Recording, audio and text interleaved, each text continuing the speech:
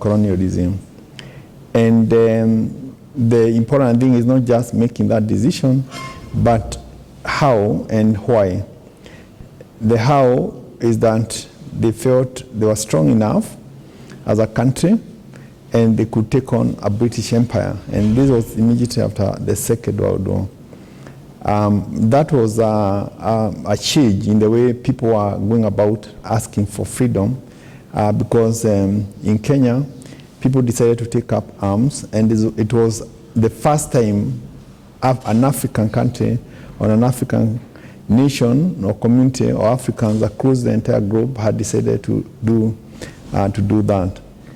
And that was significant because it was really the determination that what come may, they had to be free. The second part is why. They wanted to be free to govern themselves, but they also wanted to be free to improve their situation. And that improvement is basically creating wealth, ensuring people can pursue education, they can pursue arts and so on. So there are those very powerful aspects. Now, a University of Technology is a university that focuses on empowering people. It focuses on empowering not just the people, but giving education that empowers a country. So if you check our motto, we are very clear on what we are established for. Is for national development, to empower Kenyans to transform the country. That's what a University of Technology does. So we were the first to be chartered under the new Universities Act in 2012. And also, this is really the first purely University of Technology in the country. And up to this point, in terms of action, in terms of the structures, it starts out as a unique institution of University of Technology. And I could explain how. I don't know whether Lady I want to continue or there are some things you would like to have clarified. Thank you, Prof. As maybe as you summarize on the same, you could also talk about our programs.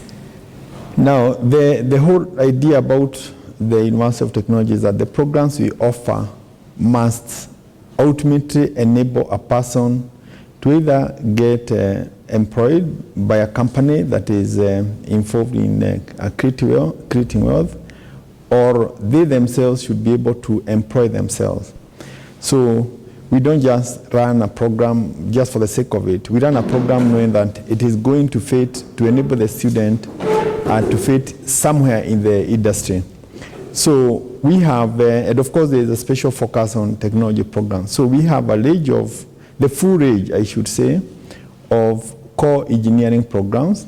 We have the full range of ICT, there's information, we have a program in IT, a program in computer science, a program in Bachelor of Information Technology.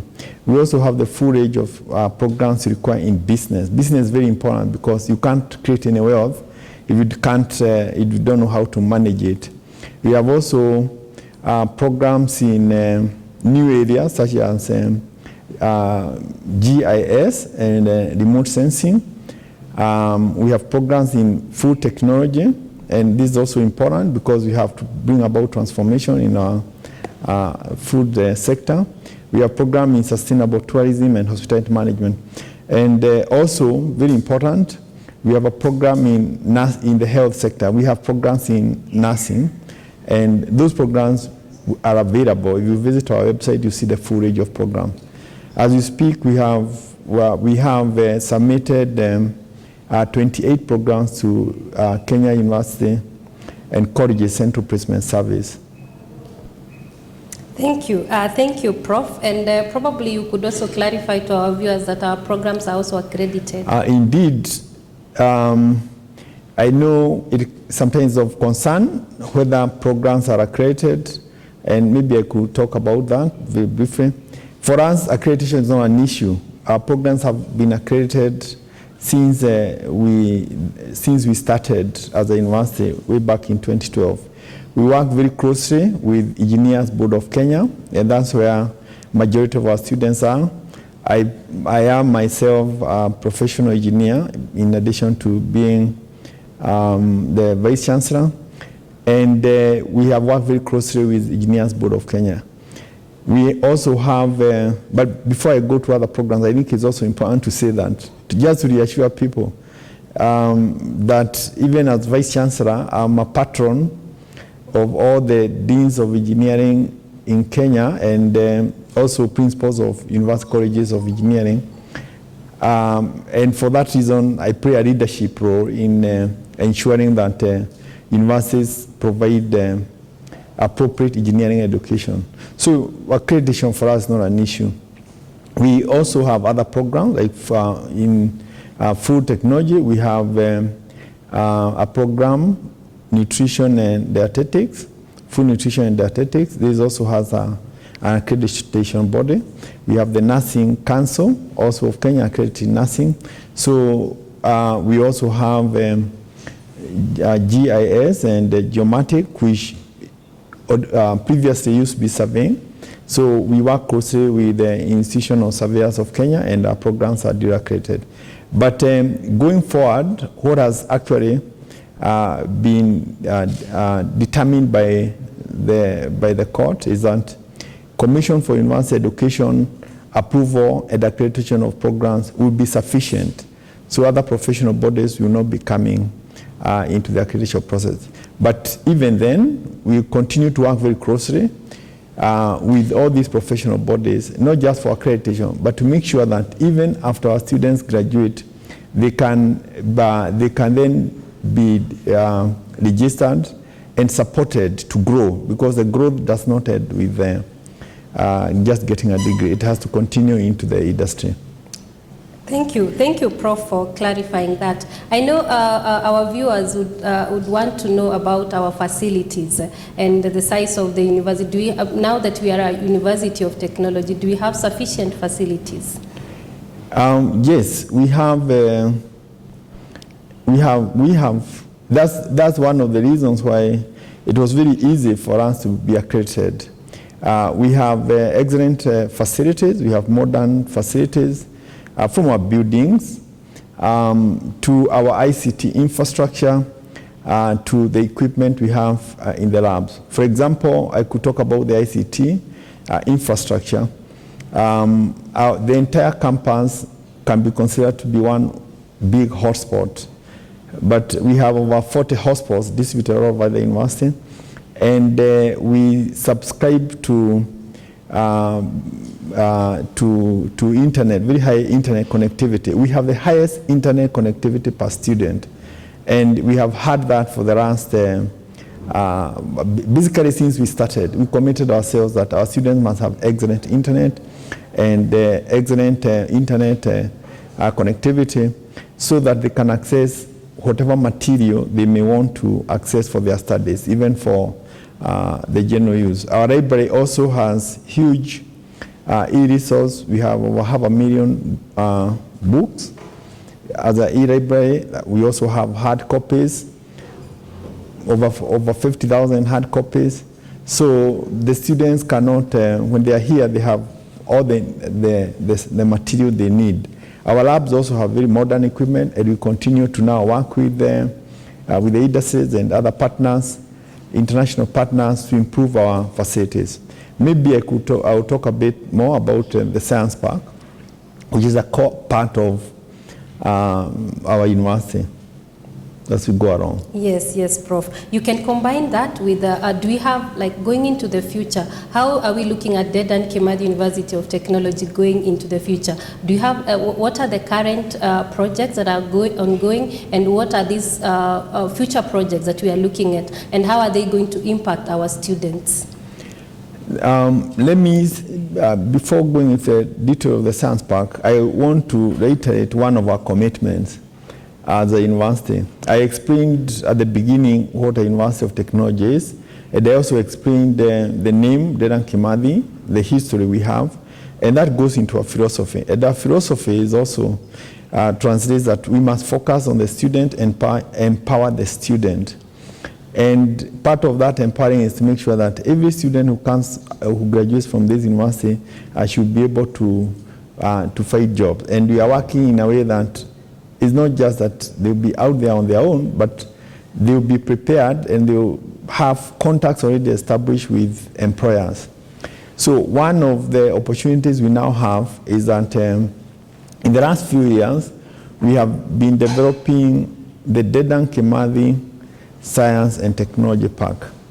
Dedan Kimathi Science and Technology Park is a national institution. It is established within here in the university as a part of the Ministry of Education's agenda to be able to bring industries to the university.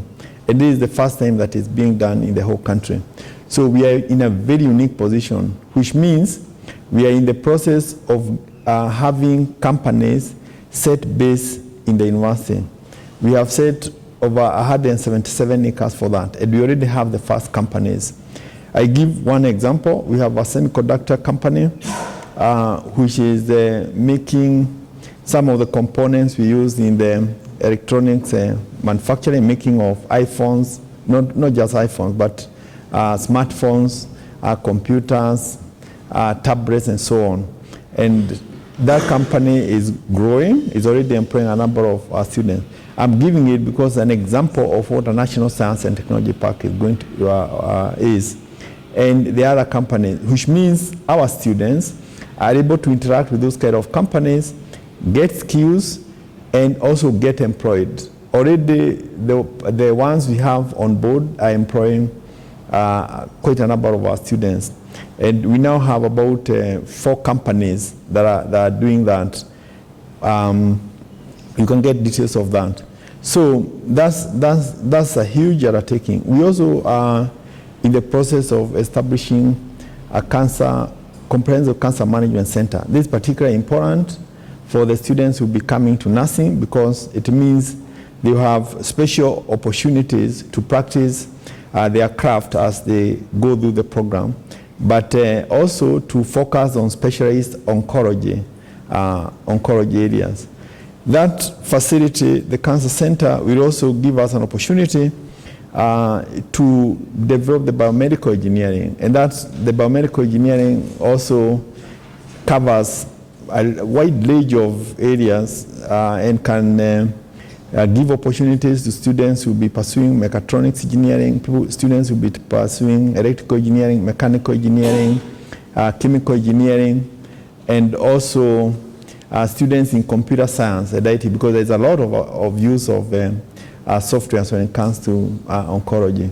So it's not easy just in a few minutes to say all the things we are doing, but I'm just giving this as an example so that people can know the very rich environment, very empowering environment that we have created. I've not even talked about many specialty research centers which are employing a lot of our students. So when a student comes to Kimathi, they'll be sure of understanding the industry and interacting with the industry while they are still on campus. And we are committed that to 100% employment of our graduates. It's easy to do it because we are doing it. Thank you, Prof. And you can hear viewers. That is Dedan Kimathi University of Technology for you. And Professor, maybe you could take us through. Do we have any partnerships, any MOUs, and how are we benefiting as a university? We have very many partnerships, locally and internationally. But let me speak about the international partnership first. And also in so doing, I think I would also like to highlight another very important aspect of Dedan Kimathi University of Technology. We decided from the outset that we shall be very international. It was important because if we were going to really be a university that empowers the country in national development, then we have to bring the international know-how and international partnerships. Because that's how you develop, by transferring technology from other countries. So we have an internationalization policy, and in that policy, we actually make a lot of effort to take our students abroad. So it's not just that we have partnerships, but we have big programs. And again, there is one area that I think is important to highlight, particularly for majority of the students.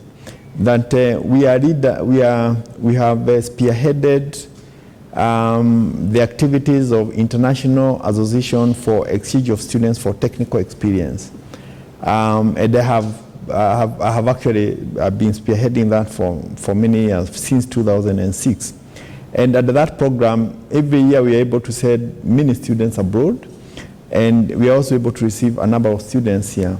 And when we send them abroad, we send them and they actually are paid, they are supported through the program. And that allows them to get international experience. We also have a memorandum of understanding or cooperation agreements with very many universities in Europe. For example, in Germany, we have very many. In France, we have a number. We also now are starting to have many exchange programs with American universities. And we have partnerships also with Japanese universities, Korean universities as well. So we have a range of MOUs. And again, that creates a kind of environment where our staff, not only our students, but also our staff can go to other countries and learn what is going on here and bring that knowledge here for the benefit of our students. So again, we have a very rich, international, a very elaborate international or internationalization program. Thank you. Then, Thank you, Prof. And probably there is the issue of welfare, and I'm sure our viewers would want to know, do we have a way of taking care of needy students within the university? Yes, we have. And and I keep on going back to the history, because when you have a philosophy, you must live to that philosophy. And we consider this to be a people's university. People's university in the sense that our history was about the entire society. So we say there's no student who qualifies to come to Kimathi and who chooses to come to Kimathi who should not be able to actually complete their studies because of financial needs. So what we have done is to have a very elaborate mechanism where we identify the needs, and by identifying the needs, we also help the students to fill application forms and apply for loans, for example, to Higher Education Loans Board. And we did very well this year, because we were able to get some of the very needy students awarded 100% of the loan. We also have our own university bursary that we also use to support students. And we have also a department of, not a department, but what we call the Financial Aid Office, in short, DFAO, Dedan Kimathi Financial Aid Office, with a full staff complement working as a department. And it works to identify the needy students, and then after that, works with them to see that they get support. And we are working very closely with very many institutions across the country to ensure that our students are fully supported. So we are committed to ensuring that not a single student who qualifies to come to Kimathi is willing to study and is not able to, shall not be supported. So we are making sure they get supported. And this year, our system works well. I think we covered all the students. Thank you, Prof. That sounds very encouraging, even for viewers who would want to come and join us at Dedan Kimathi University of Technology. Do you have any closing remarks? Yeah, I think there are probably two things I would like to say. What also is distinct about this university is that we are student-centric. We focus on the students. Our graduation, for example, focuses on just this graduate themselves and not necessarily other people, and every student gets to have their moment with the lecture, and that's a demonstration of being student-centric. The other one is that we are very innovative. We have been able to lead the sector in coming up with new ways of doing things. So there's a lot of innovation that's going on in the university. So this is a place which I believe any student who comes will basically never regret the decision to come here. Thank you very much, viewers. Yeah. Thank you, Prof. Thank you for painting the picture about Dedan Kimathi University of Technology and what we stand for. So we've come to the end of this session, and I want to remind you that we are coming to you live from Dedan Kimathi University of Technology. And remember to join us on our Facebook. You can join us on our Facebook page. You can go to Instagram. We are also there, and you can also go to our website. We have an intake coming up in June, and we also have an intake coming up in September. So visit us. Just visit our website and see our exciting program. So coming up, we are going to be looking at career. What do you look out for when you want to choose a career? And we will have our own professor from the School of Engineering, Professor Mushiri, will be joining us shortly after the short break. Thank you, and just stay there. We'll be right back.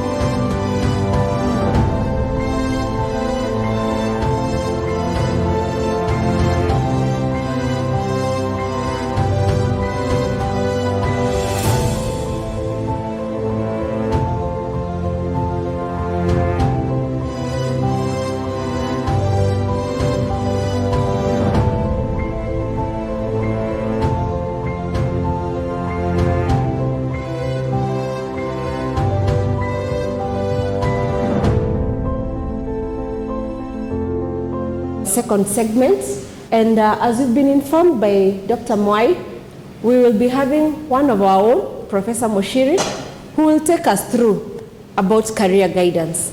And Professor Mushiri, welcome to the show. And kindly you can start by telling us your name and which department or which school you come from. Then you can go ahead and tell us about career guidance. Why is it important? Yeah, thanks a lot, Winnie, for welcoming me to this session. My name is Professor Peter Muchiri. I'm an associate professor in Mechanical Engineering Department, Dedan Kimathi University, and I'm very happy to be in this program.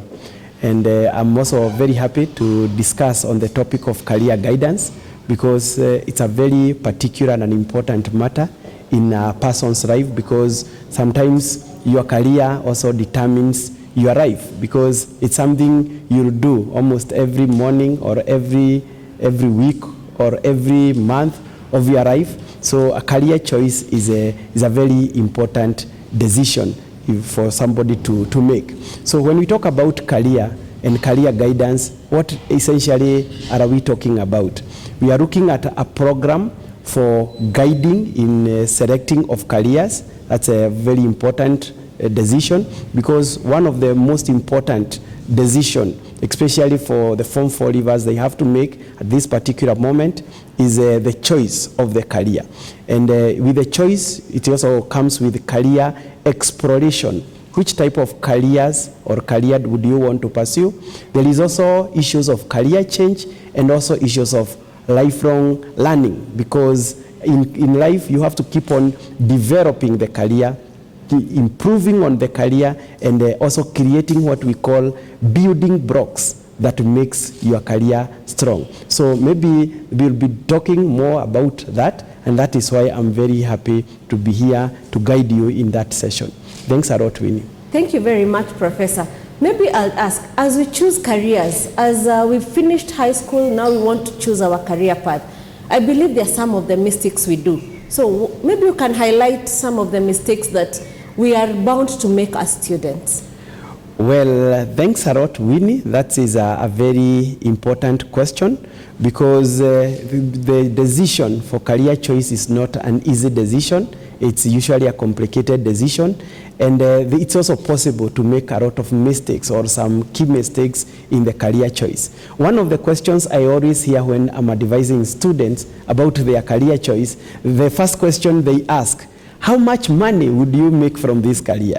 And it's true, everybody wants to make money, and everybody is interested in something that can make money. But for me, I believe that is not a fundamental question, and it can also lead to a very bad mistake. Another question you always hear people ask, can that career be able to get you a job?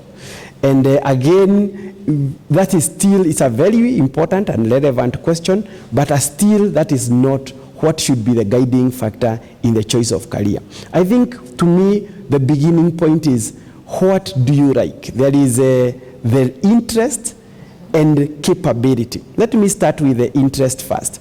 There is that thing you feel that gives you a passion, something that interests you, something you feel, I'm very happy to do this. And I think if you choose something that you'll always be happy doing, you'll be you'll live a very satisfying life. And for example, I had friends when we were in secondary school, and one of my best friends was very much interested in doing medicine. And right now he's a surgeon in one of the major hospitals in this country. And he was my academic competitor, and we would compete. And myself, I knew I was not tailored to medicine. I knew I was tailored to do engineering, and particularly mechanical engineering, because I felt in the designing, in manufacturing of things, that is where I would find my value and my satisfaction. And today, I don't practice in the engineering field just because of money. It is something that excites me, something that I'm interested in, and something I would want to add value. So when I'm doing it, I am happy. And I think what interests you and where you would be much satisfied, most satisfied when you're doing, should be the first guiding factor of your career choice. That is very important. Maybe another point maybe we need to explain, it is an area where you can excel. And you only excel where you have interest. And it's when you are able to excel, I think that's a very important thing. And I would want to quote one thing that Martin Luther King Jr. said, that if you can write a better book, or preach a better sermon, or build a better mousetrap than your neighbors, even if you live in the woods, the world will find a beaten path to your doorstep. So what's very interesting here is that if you find something that interests you, something you are passionate about, something you can add value into, and something you can excel and be good at, even regardless of where you are, the world will find you, identify you, and locate you, and you'll be able to add value. Maybe that is our beginning point, Winnie, and we would be happy to talk more about issues of career choice, because these are very important questions. Thank you very much, Professor, because you've highlighted even where we need to start when we are making a career choice. Now, is it important to attend a career day? Maybe, like today we have a virtual career day. We have listeners who are listening to us. We also maybe will plan a physical one. Is it important? That's a very important question, because what is the whole essence of a career day? We started by saying that it is a comprehensive program where you mentor people, you guide people, you empower people on issues of career choices. And we say these are lifelong decisions because in your career there is something we call lifelong learning, because you keep on improving. In engineering, getting the first degree is not enough. There are a lot of emerging knowledge, emerging technology. It's something you imagine needs and societal issues that need to be addressed. So it's issues of lifelong learning. So when we talk about a career day, the key importance here is about learning. These are a lot of lifelong learning. That is my first point. And it's very important for you to learn, know the various opportunities there are outside there, what you can do with them. And the second important point is the issue of empowerment. Because we always say that knowledge is power. But you can only get this power when you acquire the knowledge. And one of the areas you can acquire this knowledge in career days. And also you get to the next step if you are able to employ that knowledge so that it can empower you in making the right decision. And that leads me now to the third importance of a career day, decision support. And one of the most important things is making decisions. Decisions are, we are defined by decision. I am what I am today because of the decisions I made yesterday. So whichever decision you make, it's very good to make a well-informed decision, and I believe we are here today to help you come up with most important decisions of your life. Thanks a lot, Winnie. Thank you very much, Professor. And viewers, I can add to that and say, Dedan Kimathi University of Technology, we have a career office, and that office is there to even help our students, even as what Professor have said, that as you prolong with your academics, you need that support, you need advice even as you push on with your career. Now, Professor, I'll ask this question.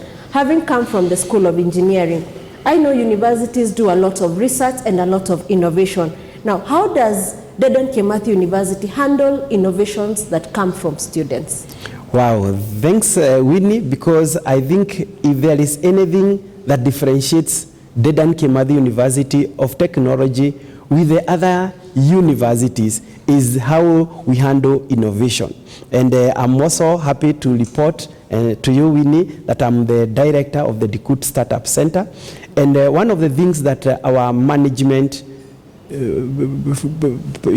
positioned or designed is what we call an entrepreneurial ecosystem in the university. We saw there is quite a lot of research and research output that are emanating from departments and from schools, and especially in my School of Engineering, there's a lot of research and product output coming from there. Electrical engineering, mechatronics engineering, you can go even to other schools like School of Science in industrial chemistry, very good innovations and products.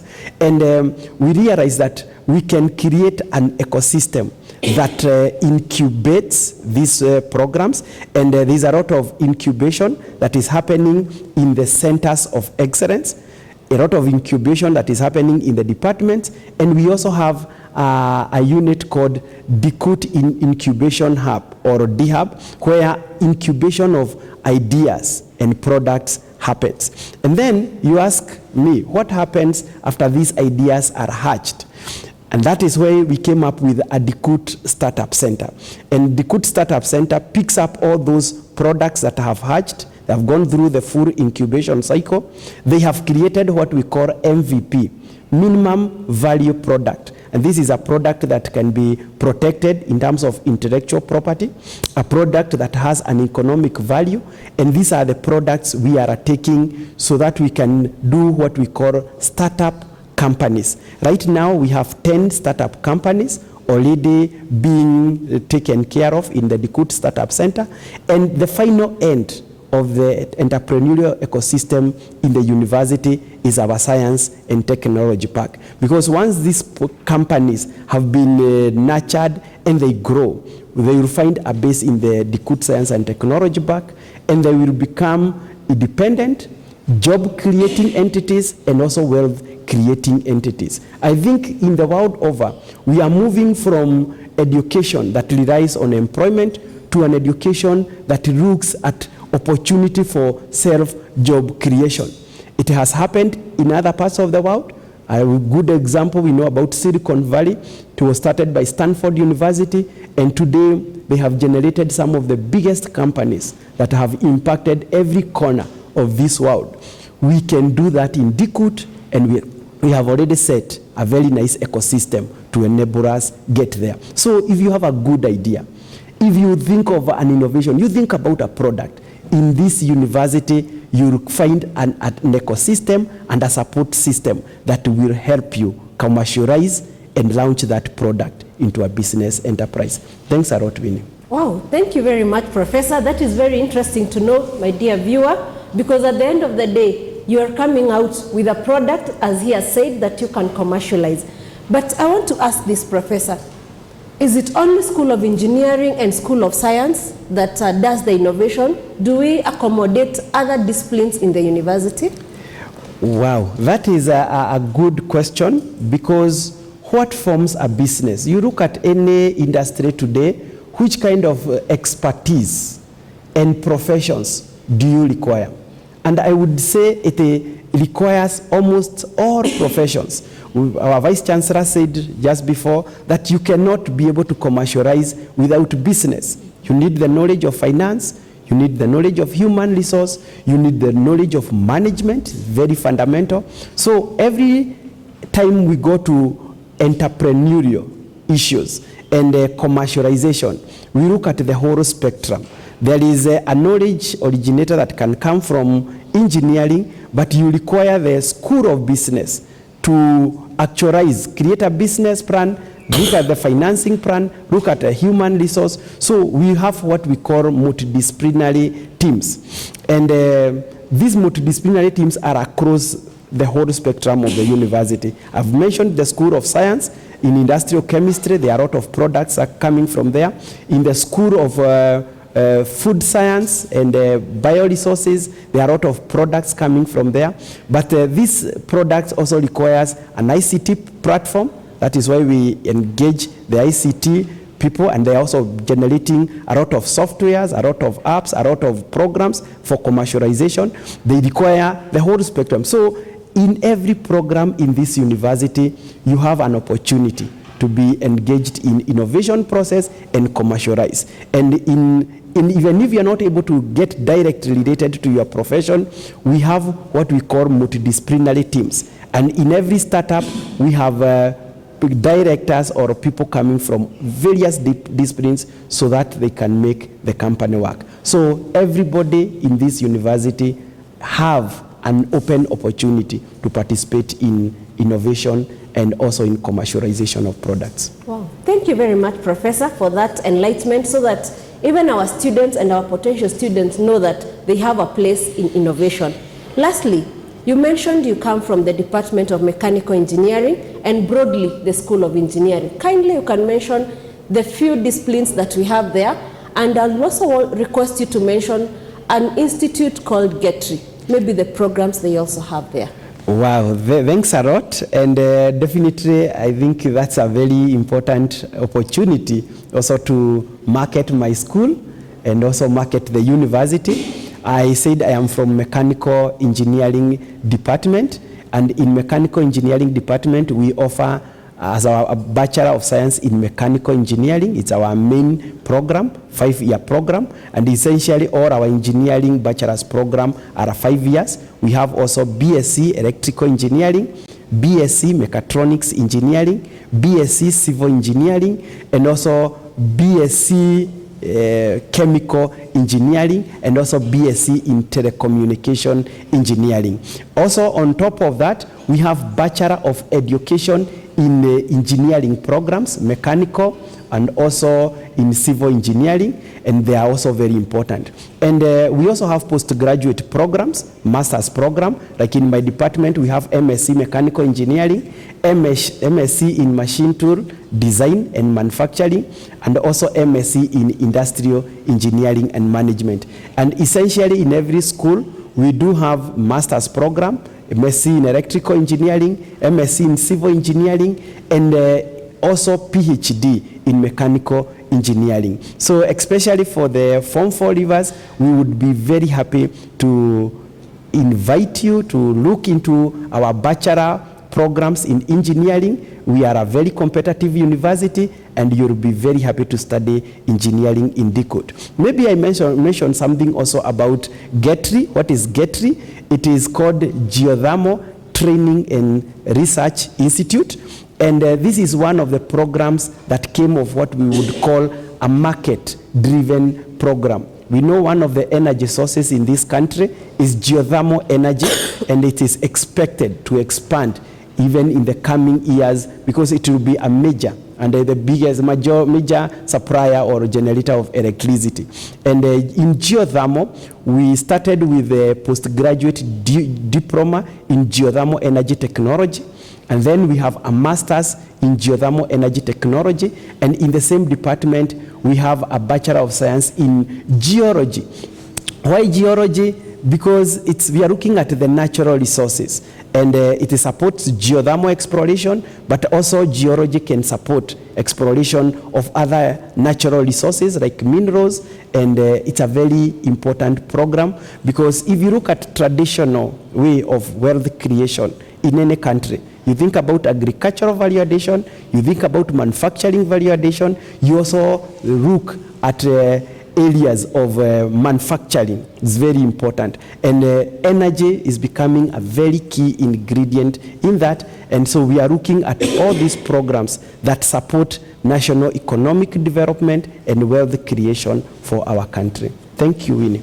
Thank you very much, Professor. I believe, my viewers, you've learned something from our professor. And it is important to take note of what you've learned. And maybe, Professor, what are your parting shots as we wind up?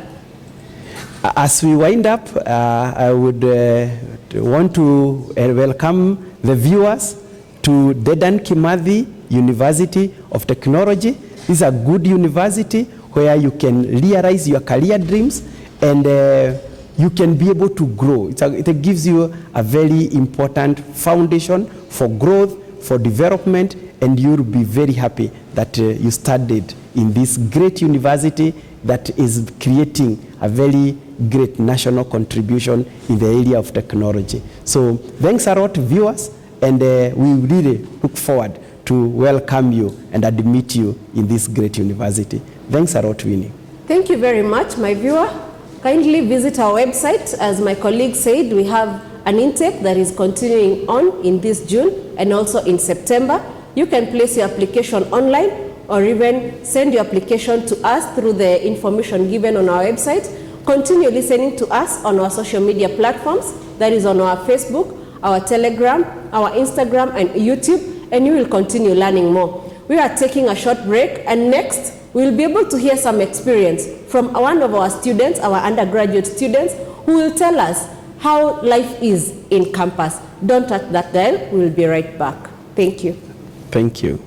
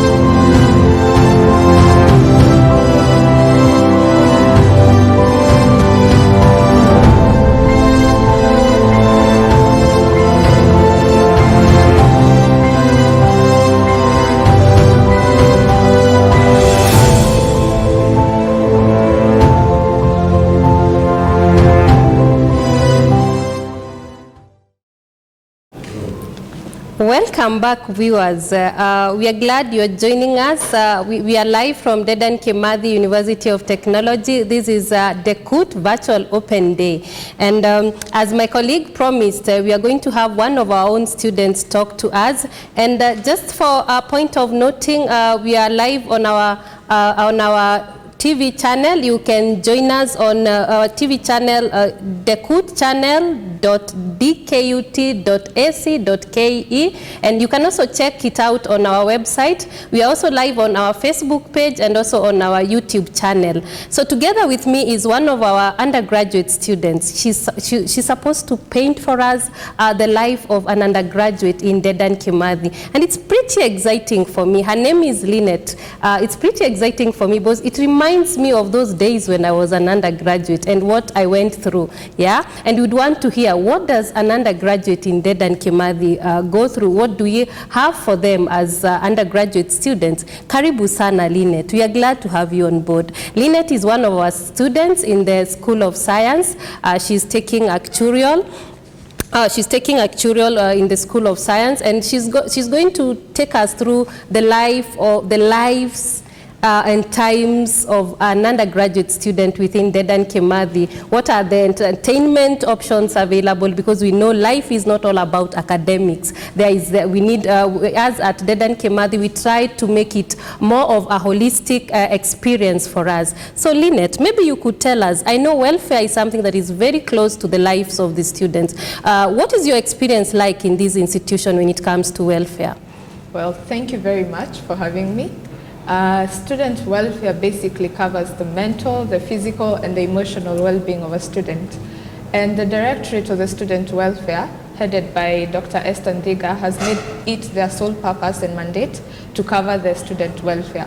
So we have different offices under this welfare. We have the Guidance and Counseling Department, or office, which covers the mental health of students, which is very vital, not just in your campus life, but generally in life.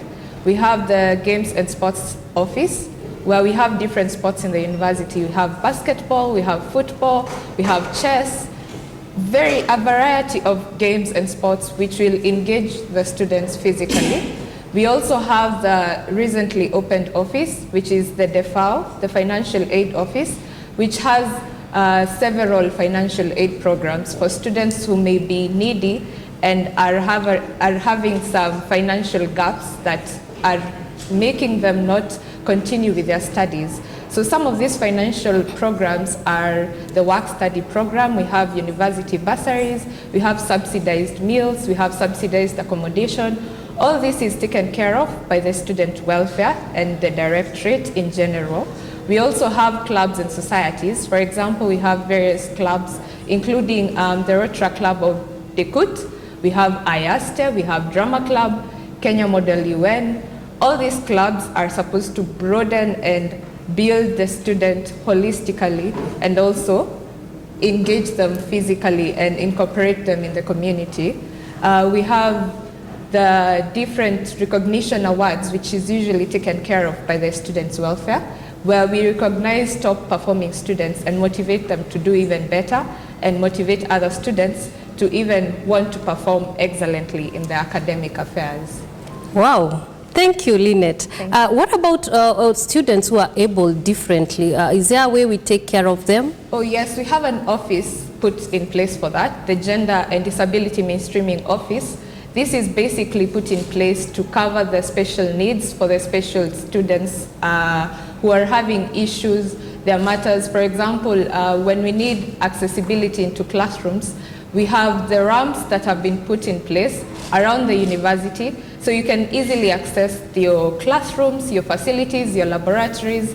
We also have the special PWD's washrooms, which takes care of them, and everyone has been considered in the community to participate in Dedan Kimathi in general. Wow, thank you, Lynette. It sounds pretty exciting. I think the students are having fun around this place. Very much so. Wow. So then what about innovation? I know we are living in an era where innovation is very key. Is there a way you feel that as a student at DeKUT that innovation has been embraced in terms of trying to ensure that the innovations that the students come up with are actually actualized? Yeah, when we talk of matters innovation, we have the Dedan Kimathi Startup Center. This has been put in place basically to idealize and transform the students' ideas into commercially viable innovations. We also have the DeKUT Science and Technology Park, which was initially launched. Now that park actually, it's on the world map after being admitted as a member into the International Association of Science Parks and Areas of Innovation. So Dedan Kimathi is actually on the world map, and it's identified and recognized as an innovation center. Recently, our students participated in the World Skills Competition in Namibia on March 2022, where Dedan Kimathi was able and privileged to represent Kenya in the international competitions. So definitely innovation in Dedan Kimathi is a plus and considered and very much engaging students in participating. Wow. Now, we should also tell our viewers that they can also check that on our website, because we have really elaborated all that. Yeah. So they can get to know what kind of innovation is happening, what are we doing currently, and also what we are planning to do into the future. Yeah. So just in case you are joining us, we are live from Dedan Kimathi University of Technology, and we are pretty excited to have this virtual open day. And just in case you have any questions, you can go to our Facebook page.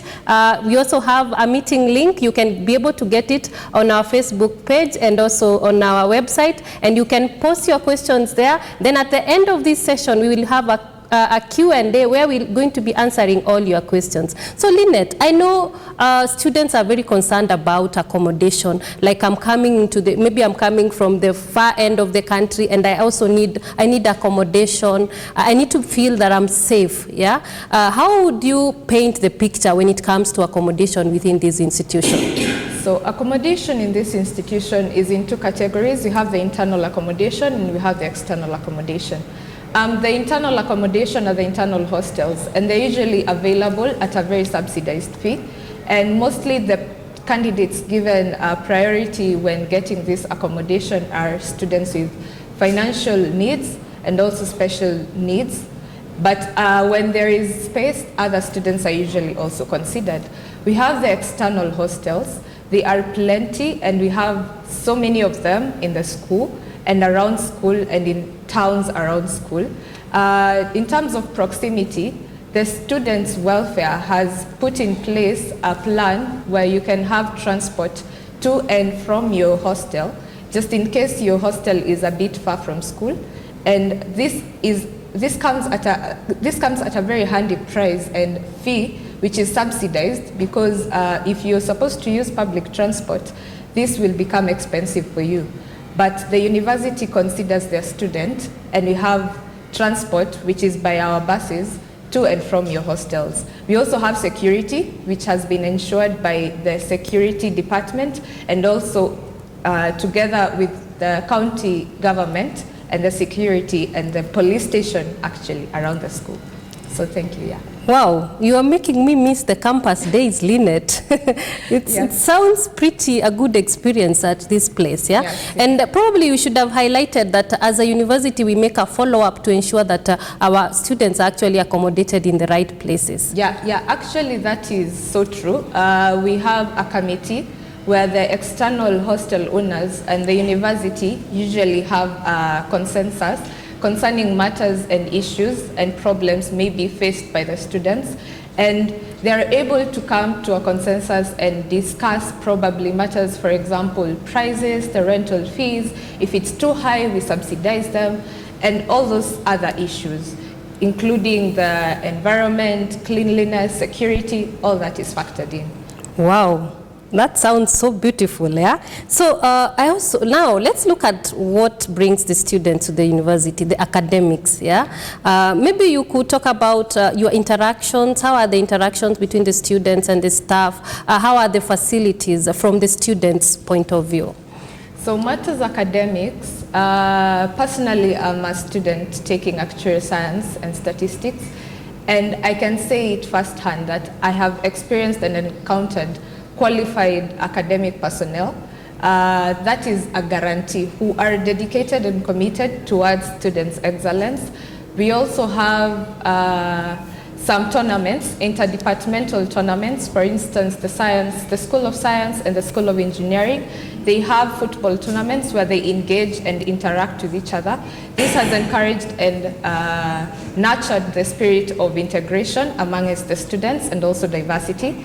We have the recognition awards, which are usually there, recognizing the top performing students in each department. And this encourages and motivates other students to even do better. And on facilities, we have very modern facilities and infrastructure, including our library, which has the e-resources and also the physical books, where you have unlimited access to them. The library is very modern, and it's within the university, where it's very accessible to all schools, the School of Business, the School of Science, and also the School of Engineering in general. And all this, I can say, has made our university at the forefront of performing in a world-class. It's headed to a world-class university in general, I'm sure. Oh, wow. Thank you, Lynette. What about internet? How accessible is internet around the university? I almost forgot. We have internet access in all the schools, over 40 hotspots around the school, very strong. And this has enabled our students participate and do their assignments on time, do their online classes on time, do their projects on time, and also participate during the online jobs. For example, if you're a content creator or a YouTuber, you're able to access the internet that is provided by the school and create your content and also make some money off it. So I can say the internet in the school is very strong, and this has been strengthening every day. Actually, with the upcoming data center that is being built, I believe our infrastructure will be next to maybe Harvard. It will be the Silicon Valley of East Africa, I'm sure. Wow, that sounds so good. So, and probably we would also there's that part of we also need to talk about the entertainment, because as students, these are young people who need to feel entertained. They need to maybe participate in activities that will bring out the holistic people in them. So is there anything we do in terms of entertainment in this university? Well, yes, we have a lot of entertainment activities. We have the Climb to Educate program, where students are able to participate in the local trips, hiking around the university, around the national reserves and parks. We also have the yearly Mr. and Miss Kimathi that usually takes place during the Kimathi week, when we commemorate the champion Kimathi. We also have the modeling clubs, where we are able to nurture the students, their talents, the modeling, for example, drama clubs. We have different adventures taking place. For example, the freshers bonding and integration activities, which usually take place in the DeKUT challenge course, which is an area that is specifically built for students to interact and have fun. So we have so many entertainment facilities, and also around the school we have some facilities, some gaming hubs. In the school we have the DeKUT Animation and Gaming Hub, where the Dedan Kimathi University students are able to participate in gaming activities, develop some gaming projects, and also make money of it. So, wow, that sounds good. Yes. So guys are also able to make money on the side, yeah? Yeah, people are able to make money. So you're a student and you have a side hustle. Yeah, you're a student, you have a side hustle. For example, you have a town called Bomas. It's a student center, where most students are able to come up with their startups. For example, a business, a hotel, a shop. So you are able to make money, and at the same time you're able to complete your studies at a very timely manner. So yes. Wow, I'm glad you mentioned that part of timely manner. Yeah. That one is very important, because our students are able to complete their courses on time. Yeah. And probably as we come to the end of this session, what would you want to tell a student probably who has an interest in Dedan Kimathi University? All I would say is, do not fear your lecturers. That is one thing. Most students come, you're fresh from home, you're naive, you're scared. Please do not fear your lecturers or your teachers. They are here to help you, and take full advantage of the opportunities within the school, because Dedan Kimathi has a lot of opportunities for you to take advantage of. For example, on the IASTE, if I'm just to mention briefly, it's an exchange program where students are able to have an international experience outside of Africa. So you're able to interact with other people in a cultural way and also have exposure on your career. This has been made possible by our university, and not all universities have this advantage. So I will tell you, if you're a student or you're a potential student, take advantage of that. Apply, and you never know.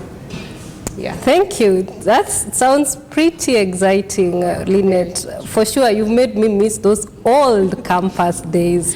Well, thank you so much, viewers.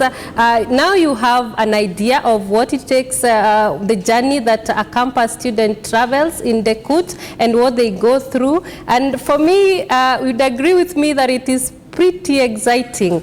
Now we've come to the end of this session, and I want to remind you that we are coming to you live from Dedan Kimathi University of Technology, and also welcome you to our DeKUT virtual open day. So you can also remember to follow us on our Facebook page and Instagram page, and we are also on Twitter. You can also follow us there, and you can also check our website. We have an intake coming up in June, and we also have another intake coming up in September. So, and just in case, I'm sure you have any questions, you can post them on our Facebook page, and we also have a link for a meeting. You can check that one out on our website or on our Facebook page. Post your questions there, then we'll have a Q&A at the end. We'll be able to answer all your questions. So, coming up, we are going to look at, as a university, we are going to meet the Dean School of Business, Dr. Ann Sang. She's going to take us through how do we ensure as a university that we are able, whatever we teach here, we are able to link the same with what is happening in the industry. So we will be right back. Thank you.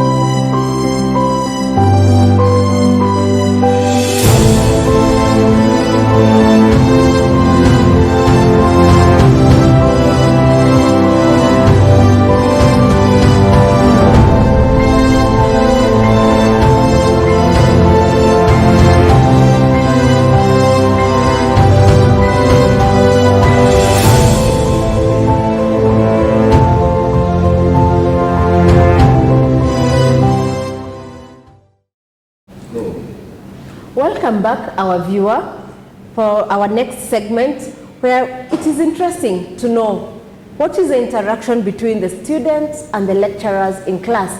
And with me right now, I have the Dean, School of Business, and I'd like her to introduce herself first. Welcome. Thank you very much, Winnie. My name is Dr. Ansang. I am a senior lecturer at the School of Business, Management and Economics, and currently serving as the acting dean of the school. And I'm glad to be here. Thank you for having me. Welcome. I'd like to know, normally we attend classes, we learn theory, we learn practicals. What is the relationship of what we learn and the industry? How does the university enhance that there is a relationship? Thank you very much. Apart from what we teach in class, the theory, the concepts, all those abstract things, we have opportunities where students are able to go to the field and see for themselves what we teach in class.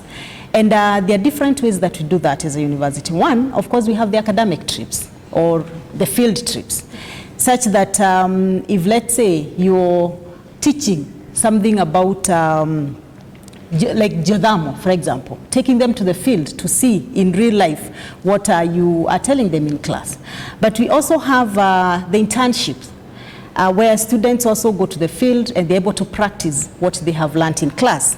We have the attachment opportunities. Actually, every program will have an attachment period when students go to the industry and they are able to practice what they have been taught in class.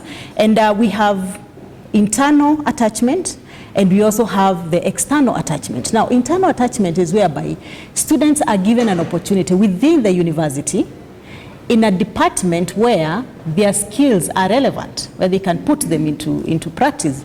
And then we have the external attachment, where students now will go out to the field. And I must say probably at this point that we have external attachment where students can go to organizations within the country, local, and we also have opportunities where they can go outside the country. Our Vice Chancellor Arya mentioned about the collaborations that we have with universities outside Kenya, in Europe and other countries. And we have those opportunities where students can go for some few months and practice in an organization outside the country. And we have our Office of Career Services that is able to help our students to link them up with the industry. One can indicate their area of interest, and they'll be linked to industries that will match whatever they're looking for. Beyond that, we also have a work-study program in the university. In the work-study program, it gives students two opportunities. One is whereby you're able to also practice what you've been learning in class. But also the other opportunity that they get is that they're able to get some coins to supplement the financial obligations that they have. Yes. Wow, that is interesting to know. There are two things that you mentioned that are interesting. That through the work study, one is able to get some financial aid, which again, I believe as a student, having some extra coin outside what the parent gives, it sounds good. Right. The number two, you've mentioned that there is the exchange program, whereby we have, I can not only work in Kenya, but I can have a chance to go outside there. But let me ask about the attachment. Are these part of my studies when I am doing, let's say, my 4 years or my 5 years? Is it counted as part of my program to be completed? Yes, it is counted, and in most of the programs you find that the attachment students will have 1 semester that they are able to go to the industry and practice what they have learned. So it is part of the program. For you to complete and be awarded your bachelor's, you have to complete attachment for, in most cases, it's usually between 8 weeks to 3 months. Wow. Yes. So that means then as I leave or as I graduate, either my diploma, my degree, I already have some experience. Absolutely. Oh, that is good to know. Yes. And let me ask, being the acting dean in the School of Business, for the whole university, do you only rely on self-sponsored students, or do you get government-sponsored students? We get government-sponsored students as well. Oh. And I must say that, of course, as a university, you will declare the capacity that you're able to handle for each program. Yes. And over the last few years, we have, as a university, we've been able to get over 90% placement. Some programs, in fact, have received 100% placement. So we have both the COOP students that are placed by the government, and we also have the self-sponsored students. Yes. Oh, thank you, Dr. for that. And for my viewers, I'd like to let you know that for those of us who did their Form 4, the first revision by COOPS is already closed. And as we await for the second revision, if you didn't have a chance to do your selection, kindly do so and let the Kimathi be your choice.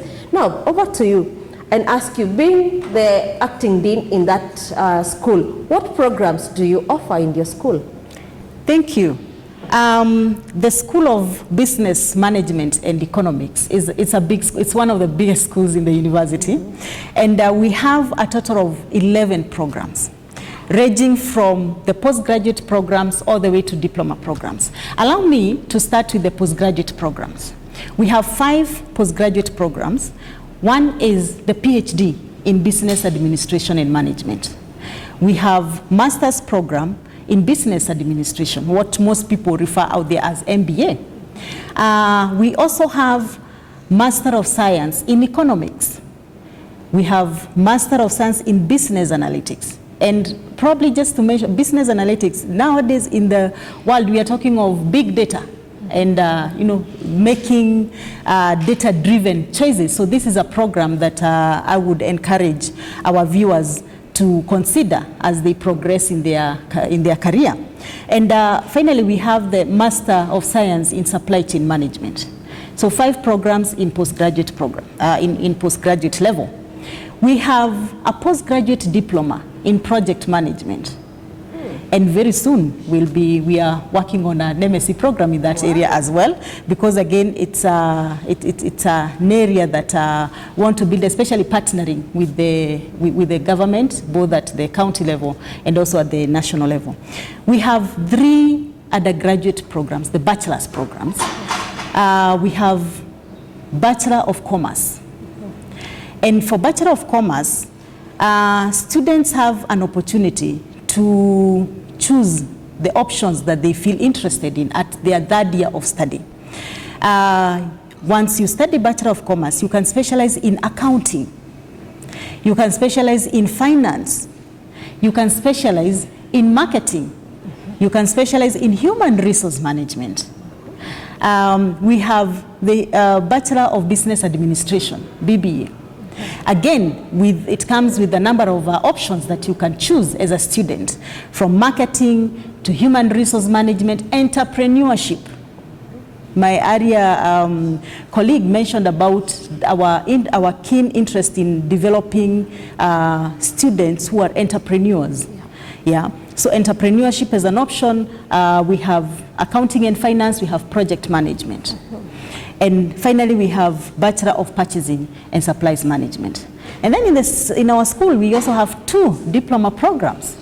We have Diploma in Business Administration, and we have Diploma in Purchasing and Supplies Management. Wow. Yes. I find that there is something for everyone. Absolutely. Whoever is interested in business, there is something for everybody. Right. But then again, I'll ask you, you don't work independently because the university is large, you have various programs, and on behalf of an institute in tourism, maybe you can mention the programs that they offer in that institute.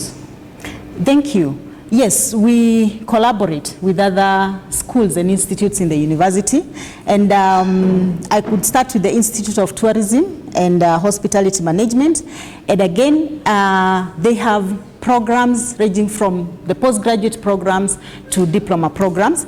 They have Masters of Science in Sustainable Tourism and Hospitality Management. They have a bachelor's program in the same area in hospitality, sustainable tourism and hospitality management, and they have a diploma in sustainable tourism and hospitality management. Beyond Institute of Tourism and Hospitality Management, we also work closely with the School of Computer Science and Information Technology. And if you allow me, I can also highlight some of the programs that they have. And again, starting with the postgraduate level. They have a PhD in computer science. They have a master's in computer science, Master of Science in computer science. They have 3 programs in their undergraduate level. Bachelor of Computer Science, they have Bachelor of Information Technology, and they have Bachelor of Business Information Technology, BBIT. They also have a diploma in information technology and a certificate level. They have a certificate in information technology. Beyond the School of Computer Science and Information Technology, we also work closely with the Institute of Criminology, Forensics and Security Management. I don't know whether I can talk about that even also at this point. Yes, the Institute of Criminology, Forensics and Security Studies offers programs in the area of security management. And they have programs, again, ranging from diploma all the way to postgraduate level. So in their postgraduate level, they have Master of Science in Forensics and Security Management. Forensics and Security Management. And the students who pursue this program, they have, again, a variety of choices to make, options that they can choose from. There's corporate forensics, there's security management, and there is also cybercrime forensics. Yeah.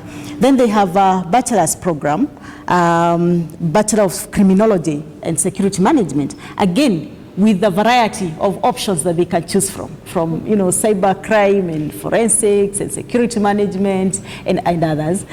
We also have a diploma, again in the same area, diploma in security management.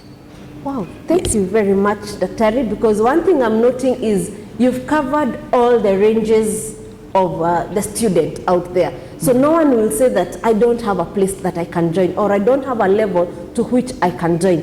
Maybe as a parting shot, as you give your parting shot, I'll ask this question. That as a student stay here, what is the maximum length of duration, or the program generally? What is the general length of the undergraduate and the postgraduate, as you give your parting shot as well? Thank you. Our bachelor's program, they take 4 years. But I can tell you, DeKUT is known for having timely completion. And we don't even go for those 4 years. We are able to complete even at a shorter period than the 4 period. However, we cover everything. The fact that we're able to finish earlier does not mean that we take shortcuts. Yeah.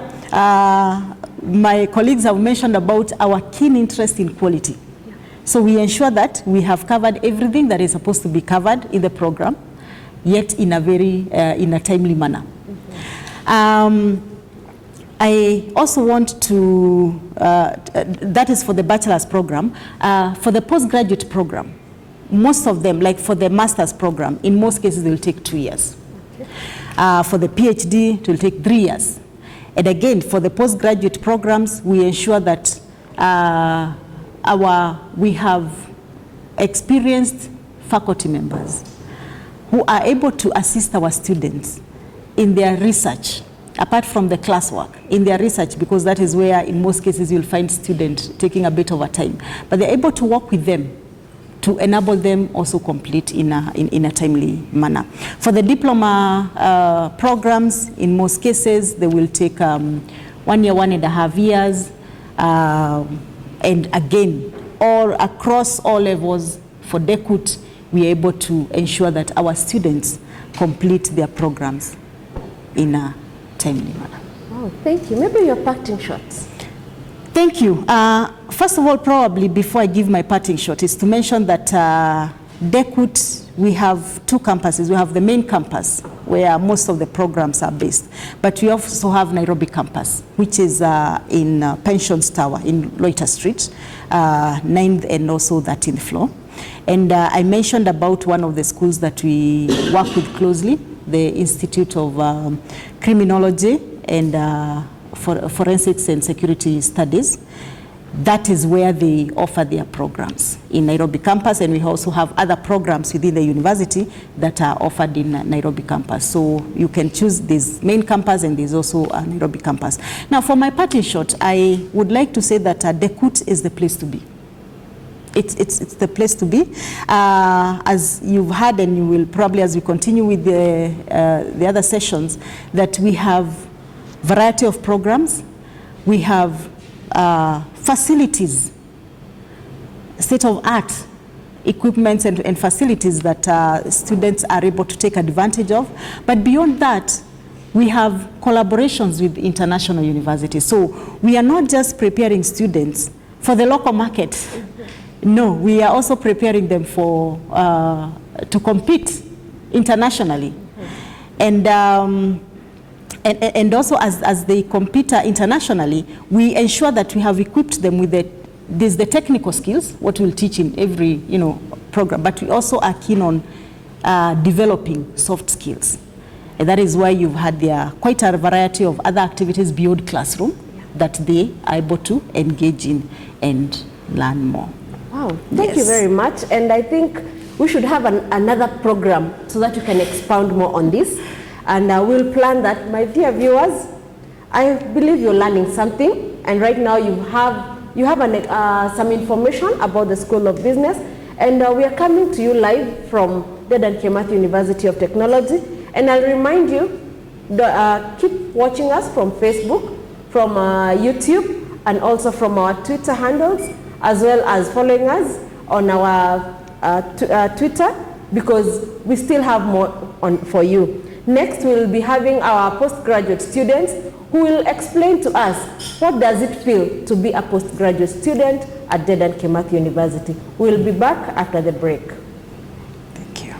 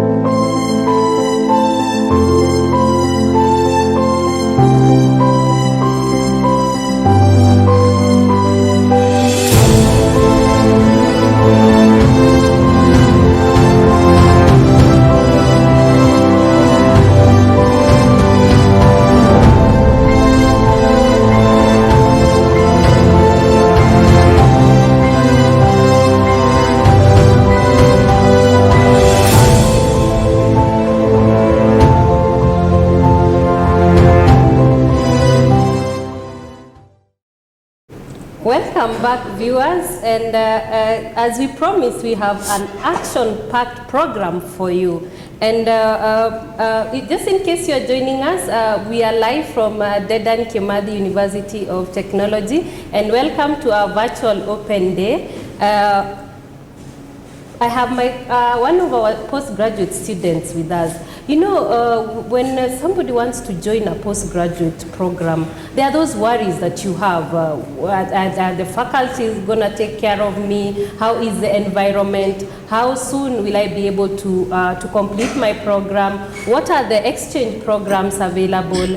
And what are the challenges that I intend to face? And how will I cater for that? Yeah.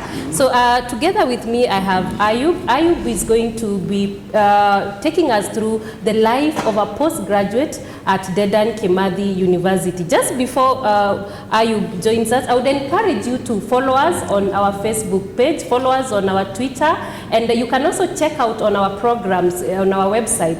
We have an intake coming up in June and also another intake coming up in September. So Ayub, karibu sana. We are glad to have you on board. Ayub, for your info, is one of our postgraduate students in the School of Engineering. So Ayub, can you probably tell us about your student experience as a postgraduate student in Dedan Kimathi University? Thank you, Dr. Mwai. I think you've touched it clearly. Mainly the first thing a postgraduate student is worried about is how long will the course take, especially we know in Kenya not every postgraduate course takes the shortest time possible, but even as Dr. Sang has mentioned previously, the postgraduate school and the institutes in the school are trying so hard to ensure that we finish our courses on time, and that one is a guarantee. Master's course 2 years, PhD course 3 years. So as a master's student, I'm a testimony to that. And the support is there. Once you join, you start your studies immediately, you do your coursework, and the heaviest part of a postgraduate is the research. So the faculty members are always available there to help you. Right from the word go, you develop your topic, you start your research as soon as possible, and they offer you assistance all the time, even during extra hours, so that you're able to do your research in time. And the facilities are there, and even if they are not there, the school always tries as much as possible to provide whatever is needed for you as to be able to finish our courses on time.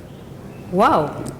So what is your advice to probably somebody who is out there and they're wondering, can I be able to do a postgraduate course in engineering? How doable is it? Yeah? If they come to Dedan Kimathi, what is your advice? How doable is this course? Postgraduate course in engineering in Dedan Kimathi is, I would say, 100% doable. I'm a master's student in mechanical engineering, and right now I would say 98% done, just waiting a few bits to be done with my graduate course. So the courses have been designed to be able to help you specialize in the area you want to do your research in. And there are also exchange programs that you can study in Dedan Kimathi for say a year or 6 months. You get a 6 months experience in an outside university in another country. And with all this, you're able to develop your pool of knowledge. You're able to complete your research in time, especially if you have a technical topic that maybe cannot be handled in whatever labs facilities we have around. You would be able to have the chance to have the international experience, and you don't have to worry about how am I going to survive, how do I get these international opportunities. The university offers them, and what you just have to do is avail yourself. There's the support, you go there and your accommodation, your school fees and everything is catered for. What you have to do is show up, do your studies, do your research and get back. Simple. Wow, yeah. That sounds pretty exciting, yeah? So it's also encouraging that actually somebody can be able to benefit from the exchange program. And probably you could, is it only you who has benefited from the exchange programs, or do we have other students? Maybe you could be the lucky one.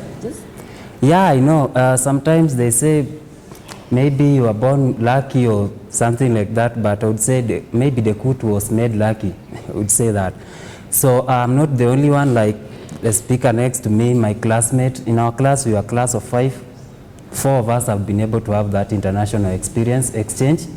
And even in other courses, the courses in DeKUT are very flexible. In my course, mostly you are given opportunity to do your research in another university, not necessarily because you can't do it here, but the opportunities are there and you get to get the international experience. You're able to see how other countries operate, how the university do their things, and then you can bring back the experience with you. So I was there with my colleague, and it was actually a nice experience. We were able to do our research and get back. There's also another course called Advanced Automations in the Mechatronics department. With them, they also have a good international experience. The students come, they do 1 year here, then they do the other year in France. And do you know actually what happens is the French university gives them a master's degree for their university. And even when you come back to Dedan Kimathi University, they still offer you the opportunity to do another research in Dedan Kimathi, and you get another master's degree from Dedan Kimathi University. So it is not limited to anything, but the opportunities are there. The universities that have MOU with Dedan Kimathi are there. When the opportunities show up, if you are willing and ready to go, the opportunities are always available for you. Wow. Yeah. So you just need to be available for the. You only need to be available, and there are for as many students as there are in that course. So you're telling me in a class of 5, 4 were able to get the exchange program opportunities? Yeah, and the list had 6 months, and we went, and here we are. So share with us, how was what is that one thing that you were able to benefit from the exchange program that you can say, thanks to me, maybe you can also tell us which is this country that you went to, which is this university that you went to, and what is that one very important thing that you learned? Okay, myself, I was in Germany, in the University of Siegen, and the experience was nice, I would say. Going outside the country and you're able to see how the other countries operate, and you have, let's say, everything at your own disposal.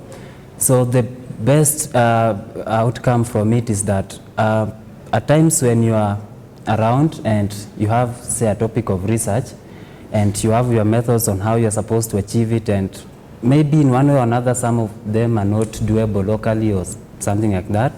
So you go there, and first of all, they ensure before you go, you have everything you want to do is doable first. So the moment you board that airplane, you are sure when you land, you're able to do what you want to do and get back on time, and everything is just catered for. So it's nothing to worry about. And when you come back, the faculty members, they're always in touch. Even when you are there, you send them reports, you do presentations, and they follow up your progress. They're in contact with the professors from the other side. So you don't come back and somebody tells you did a research and we don't know what you did, so you can't graduate, or we were never in contact with you and we don't recognize what you've done. So everything is always in touch, and you are always kept on toast with your studies. Wow. Yeah. So there is the follow-up, yeah? So there is still like, you walk the journey with your lecturers. Even as you go abroad, they still walk with you. They are in touch in terms of what is happening, at what level are you, and maybe the challenges that you are facing. Yes, they do ensure that. And for example, in my case, I'm very sure they always ensure, you know, when you want to do a research, you need somebody who is knowledgeable in that area. So what they do is, you get your supervisor, even if within the faculty, with the area of research you are taking, there is no one who is much more experienced, they get you an external supervisor, just to ensure that we don't just take you through, just in your research topic or in your thesis, just to ensure you finish. You have to ensure you get the right guidance. At the end of the day, you have the right pool of knowledge. Even when you go to do what is done past graduate studies, you have the right knowledge and information with you to do that. Thank you, Ayub. That sounds very encouraging, because you see, if you are traveling to a different country and then now probably your lecturers don't follow up, you might even feel like a lone ranger out there, yeah? Yeah, in an outside country, especially like where I was in Germany, the language is outrightly different. Not everybody speaks English as, I would say, as fluent as we do, yeah. So the survivor, sometimes you might feel lonely. If you are alone, me, for example, my case was different. I was with a colleague, so you can talk Swahili and keep in touch, and everything is fine. But most of the time you find yourself alone in a different university, a different country, different language, different culture. But if you're in contact with people, your lecturers, your family members, your classmates, everything is just fine. That's fantastic. Yeah. Now, let's look at it this way. Maybe you also need to tell us, as a postgraduate student, there could be a notion that probably we are sending, as a university, we are sending our students out there because we don't have maybe enough facilities. You could tell us, as a postgraduate student, do you feel like in DeKUT we have enough facilities that you can be able to take advantage of, just in case you are not a beneficiary of the exchange programs? Yeah, the facilities are there. So as I started, I said 4 of us were able to go. The one who was around is not because the opportunity was not there. It was there that he opted to stay back, and he actually has been able to complete his research with the facilities around. One of us who was also there, he went for just a pure research exchange, but his thesis he did outrightly everything from start to finish in DeKUT. So the facilities are there. You are able to start and finish your research actually on time, and everything is available within the labs. Wow. Yeah. So the facilities are within, but the students still get to benefit from the exchange program. The exchange program to, I would say, spice up your study life.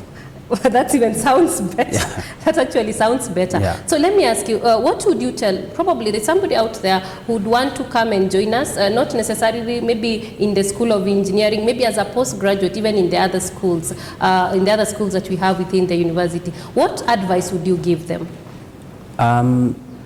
As a graduate student, what are we looking at? First, maybe one-time completion of studies. Coursework is never an issue, because the faculty members are there, they tackle the coursework and you do. Most of the hard work comes in the research part. That's where you need your supervisor the most, you need your faculty members the most. I would tell anybody, an graduate student in DeKUT who is thinking about postgraduate, or anybody outside there wants to do postgraduate, DeKUT is the right destination for you. Because for one, you will find supervisors who are committed to you to ensure that you finish your work. I've talked with a few friends of mine who are in a postgraduate course, and the supervisor tells you, I have a PhD, I've done my part. This research yours, if you don't work on it, that's up to you. But in DeKUT, you can receive even a phone call at 10. A supervisor wants to check on your document which you are supposed to send and you haven't. So this is the right place for you if you want to finish your studies in time and do your area of interest, because if it's 2 years, it should be 2 years and then you do what's next. You don't do it for 7 years. So DeKUT is the right place, timely completion, and the facilities available, the support is superb, and everything is just fine. Wow. Yeah. So it is not like, there is that notion that once you start the postgraduate, it can become a retirement project. Yeah, at times it does, but I've seen lecturers and supervisors and professors go out of their way to ensure that we are, those who are ahead of me and those who are behind, that we are through with our studies. I'm glad to hear the part where about the support from the academic staff, because, and also of course the administration. That is very important when it comes to timely completion. Yeah. And it's good you have highlighted that once you're done with the coursework, then there is a project which is very important, and that is where the real support is required, because you see, for coursework, it's just you sit in class and then you are taught, but for project there is a follow-up, there is a support, and it's a whole process that involves a very big team. And I'm glad you have been able to bring that on board. Yeah, that is available. And if I would also mention something about support, is the university has research fund. I mean, if you have a project and maybe the investment is too huge, you just apply through Director RIMCL, and then the research fund is approved. You have funds enough to purchase the materials you need for your research, and you're able to do experiments, do your research, and complete on time. So the support is never in doubt. Wow. Yeah. There you go, viewers. You've heard that is Ayub, one of our postgraduate students in the School of Engineering, and he was trying to share his experience of what does it take to be a student at Dedan Kimathi University and at the postgraduate level. He has shared his experience even in terms of him being a beneficiary of the exchange program. So in the next session, we are going to also have another postgraduate student. She'll also be taking us through her experience as a postgraduate student. Are there challenges, probably? How has she been able to handle them? And And just before we take a break, I want to remind you that you can be able to follow us on Facebook, you can follow us on Twitter, and you can also be able to follow us on Instagram. And we are also live. We are coming to you live on our Facebook page, and also on our DeKUT channel. You can dial DeKUT channel.kut.ac.ke. Thank you so much, and we'll be right back. When we be coming back, we want to look at our workshops, we want to look at our facilities, and we want to look at what is Dedan Kimathi doing to ensure that we have the right facilities for our students. We'll be right back. Thank you.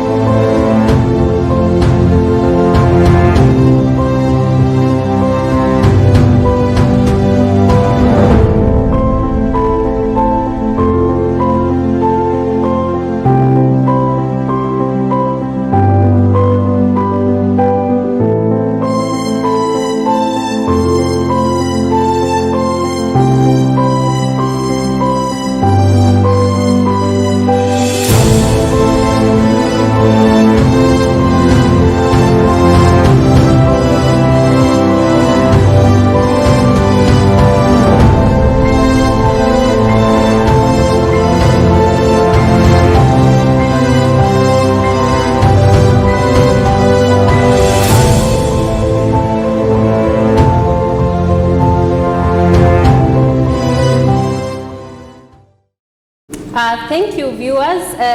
Welcome again to Dedan Kimathi University of Technology Virtual Open Day. We are coming to you live from Dedan Kimathi University of Technology. Just as I promised you, we are going to be interacting with one of our own postgraduate students. And just introduce yourself. Thank you. So my name is Celestine Kathure. I am a postgraduate student here at Dedan Kimathi, and I am currently pursuing my Master of Science in Mechanical Engineering. So I have actually been a student here at Kimathi for the last 8 years, because I also pursued my undergrad here, and I was I wanted to pursue further studies, so I opted for Dedan Kimathi because I know exactly what it means to be a student in Kimathi. Thank you. Thank you, Celestine. Probably you could tell us, maybe your experience could be different from Ayub's. How was your experience here? Now that you've done, you went through the undergraduate program of DeKUT, and you are now pursuing a postgraduate program in this university. So I think as a postgraduate student, one of the best things is the fact that you get hands-on guidance from the professors and lecturers. And this is not just with the professors, because we also have very committed technical team, especially in our labs, for instance, in ADMAT. And the best thing about this is that these technicians and the technical team are very well experienced, and they're very committed and eager to share the knowledge with the students. So if, for instance, you're pursuing your master's and you find a challenge with your research, you can actually just go to them and talk to them and ask for guidance, and they would guide you on what to do, or on what topic that you're stuck on. And also another thing is that we have very modern facilities. If you look at ADMAT, for instance, as I just said, this is like a one-stop shop for all the mechanical needs, And this is not just for the mechanical engineering students. We have the same facilities for civil engineering students. We have the same facilities for electrical students. Look at Siemens Center for the mechatronics students. So if you're a student here at Kimathi, you're guaranteed to have some of the best facilities to improve your learning experience. Wow, that is nice. And now I know that you actually benefited from the exchange program at the undergraduate level and at the postgraduate level. Maybe you could take us through, how was the experience the first time when you got the exchange program opportunity, and how was it now when you later now at the postgraduate? Was it in the same place, or how did it go? Maybe you could take us through that. So I was lucky enough to actually be a part of the exchange program in my undergrad. So through IASTE, I was able to go for an internship program in Berlin. This is in Technical University of Berlin for 2 months. And at this time, what I can say is different with my undergrad experience and my postgrad is that when going for my second time, I had some kind of experience of what to actually expect while I'm in Germany. If you're moving to a new country, they have completely different way of life, and if this is your first time, then you can actually get some kind of cultural shock. So for my first experience, I can say I was a bit, I got the cultural shock, but in the second experience, it was a little bit more different. And I can also say a good thing about the second time is I was also able to actually go there with one of my colleagues and my classmates. So it was a completely different experience for me. And I can say what I learned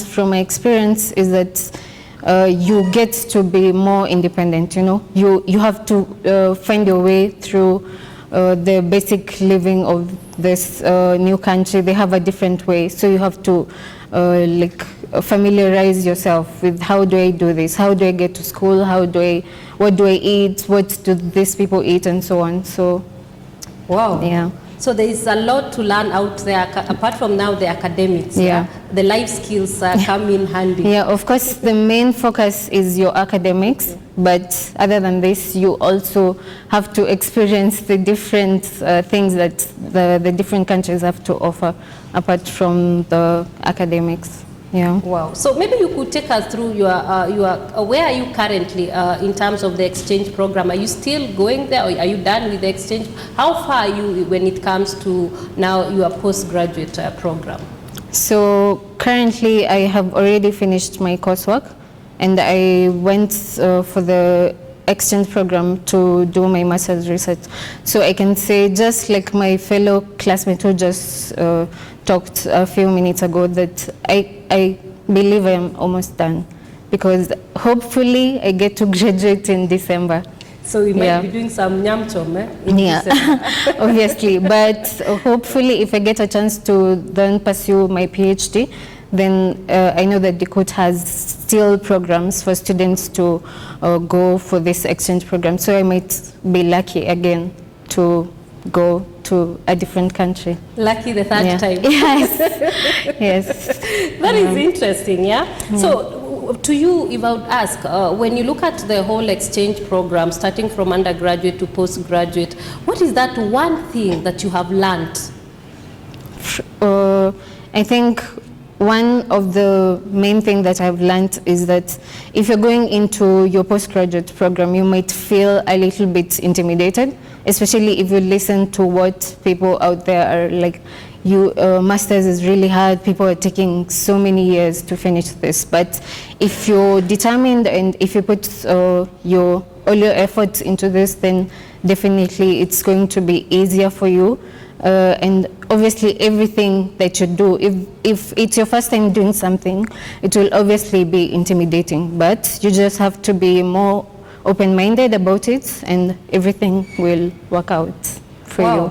So probably I would want to ask this. I know probably you didn't expect this. How are you balancing? Because we know the course that you're doing is not it's not an easy course. Yeah. So how do you balance your social life and your academic life as a DeKUT student? I think if you want to actually have a social life as a student, you have to be ready to put more effort maybe during the week, the weekdays, so that you can have your weekends maybe for social life. So you must be willing to spend extra hours putting more effort in your maybe your research or your coursework, so that you can participate in the extracurricular activities. Wow. Yeah. Wow, that is nice. You know, probably somebody might think, I'm a postgraduate, so I should just focus on academics. It's good you have actually brought out the picture that there is another life that you also need to live. Because after you are done with school, you'll go back to the social space. Yeah? So what advice would you give somebody who is seated somewhere and they're like, I think I need to join Dedan Kimathi University. I need to do that course. And maybe probably I also need to see whether I can become a beneficiary the second or the third time. What advice would you give them? So my advice for anyone who wants or who is willing to pursue a postgraduate is, the best thing about DeKUT is that it offers scholarship programs. So if you're really passionate about pursuing a postgraduate, but maybe you don't have the financial capabilities to do so, then you can be on the lookout for these programs and you can apply. And if you're lucky, then you can join. Another thing that I would advise the students is maybe do some research on what is the most maybe competitive options, or which postgraduate program is in line with your career goals and objectives, so that you can be sure that you're doing something that will bring value in your life at the end of it. And I think if you actually like do research, and another thing that you can do is you can do some research on the possible professors who are in the line that you're interested in. You can reach out to them and they can guide you on what to expect when you're doing your postgraduate, or what to expect when you're doing your research. What are the challenges that you might meet during this research? Wow, Yeah. that is very nice career guidance there. Thank you. I didn't see that coming. Yeah. Now, any closing remarks, something probably as we come to the end of this session with you? Yeah, I think just as I had just said, I would advise the students, you just be open-minded. If you have a challenge, the best thing is to actually look for someone who is more experienced in what the challenge is, and they can guide you, because at the end of the day, no one knows everything. Even if you go to your professor, they might tell you, I am not well versed in a certain area, but obviously if you have a challenge, be open, talk to the people who are more experienced, and everything will work out for you. Yeah. That is nice. At least it's good to hear from you. Yeah. Thank you. You have painted the life of a postgraduate student in Dedan Kimathi, and it's good that at least now we at least our viewers have gotten to know how does the life of a postgraduate student look like at Dedan Kimathi. So thank you so much, Celestine. We are glad that you found time to come and share your experience, and I'm sure somebody out there has learned something. So. Viewers, we'll be back shortly, and when we come back, we are going to be looking at, we'll be talking to one of our own doctors, that is our dean in the School of Science, and we'll be looking at our facilities. What facilities do we have as a university? How do we take care of our students when it comes to technical courses? So, and also I would want to remind you that just in case you have any questions, you can post them on our Facebook page. We are going to be reviewing all those questions at the end of this session. We are going to be right back. Thank you.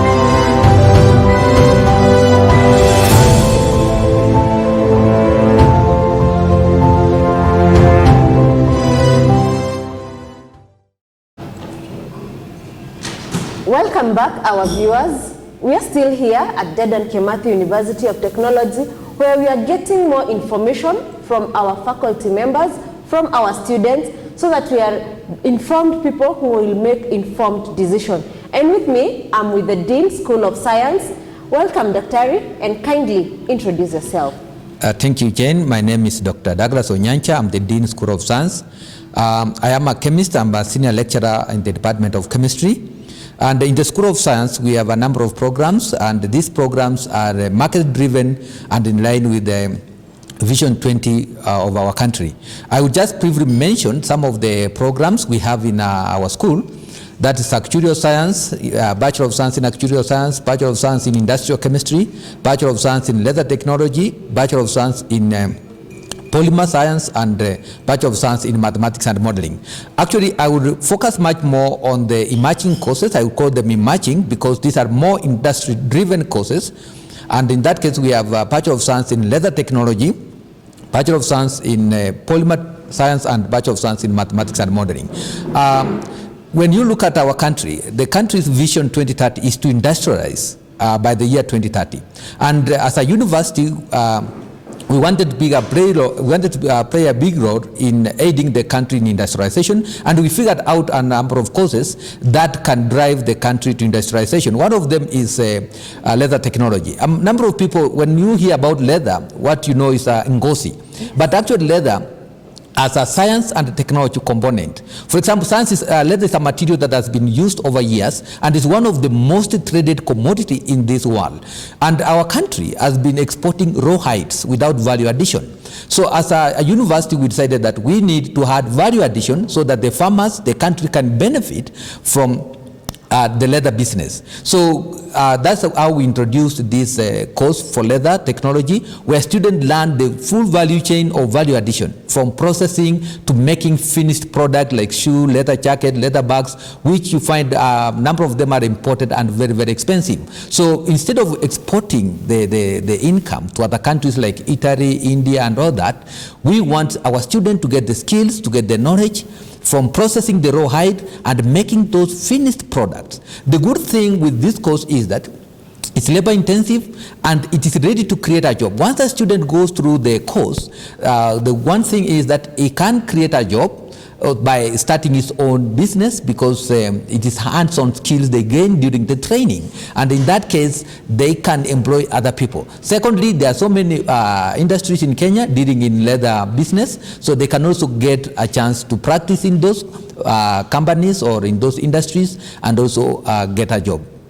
The other course I want to talk about, which is industry-driven and industrialization-driven, is polymer. If you look around, from what we wear, clothes, from our cars, from tires and all that, those are polymers. In your homes, you see a lot of plastics, those are polymers. But what you realize that actually in Kenya, the polymer industry is not well developed, because one thing is that there is lack of skilled manpower. And in most of the time, we are importing polymers from China, India, Japan, and other countries. So it is good that we give our students skills so that they can enter into the industry, so that they can create jobs. Actually, the much emphasis is that once a student has gone through the polymer program, they should be able to make polymers, they should be able to go into material science, and in that case, we are able to have skilled manpower for our nation so that they can contribute to industrialization and job creation.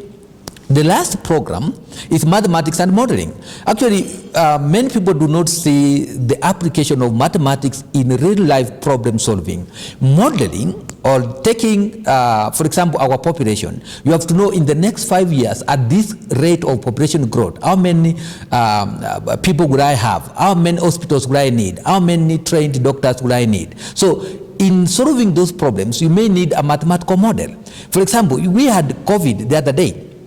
Did we model out how it is going to ravage our country? So how do we get prepared? How many vaccines do we need? How many health facilities do we need to put up so that to cope up with that? That one can easily be solved by using modeling application for mathematics. For example, climate change has been a very big issue. How can you model climate change so that you can now make decisions so that to reverse the effects of climate change because of human activities. So like now, if you want to solve a traffic jam problem in Nairobi, just get a mathematical model and you will solve that. Once you have the model, you have the inputs, you are able now to see the problem, and you can be able now to decide if I apply this kind of solution, it will give me the right solution, or it will solve the problem. So mathematics and modeling comes in handy in looking futuristically, looking at our global problems and how they are going to look like and how we are going to solve. So a number of times we talk about planning in the future, but you can, because until you reach the future, you get the real parameters, sometimes you cannot be able to plan well. But if you want to plan in advance, you actually need modeling to solve many of the problems. Like now, if you talk about Safaricom, if they decide where to put their mast, you can apply mathematical modeling with geospatial information and decide that actually this place has enough information, I can put my mast here and I can have can make a business sense. Yeah, so that's what it is from the courses that are industry driven and market driven. Wow, thank you very much, Daktari. I'm interested to take you back in leather, and I've heard that we train in value addition. At what levels do we offer the programs in leather? Yeah, we have bachelor's program, that's Bachelor of Science in Leather Technology. We have master's program, and also we have diploma and certificate programs. Yeah, for that, yeah. So that means I can join at the certificate level and grow up the ladder to the master's level. Yes, like now with the Kenya Codification Framework, which looks at prior learning, if you don't have the qualification to go to a degree, you can start from craft level and go up the ladder until you get up to your master's and PhD. Wow, my viewers, you can hear that we have an opportunity for you. And as we said, we have an intake that is ongoing. We have a June intake and a September intake. And I believe those of us who are waiting for placement by COOPS, the second revision is open. So go to your portal, apply for those programs that Dr. Onyancha is mentioning about. He has mentioned about an undergraduate in leather, undergraduate in polymer, and those of us who love mathematics.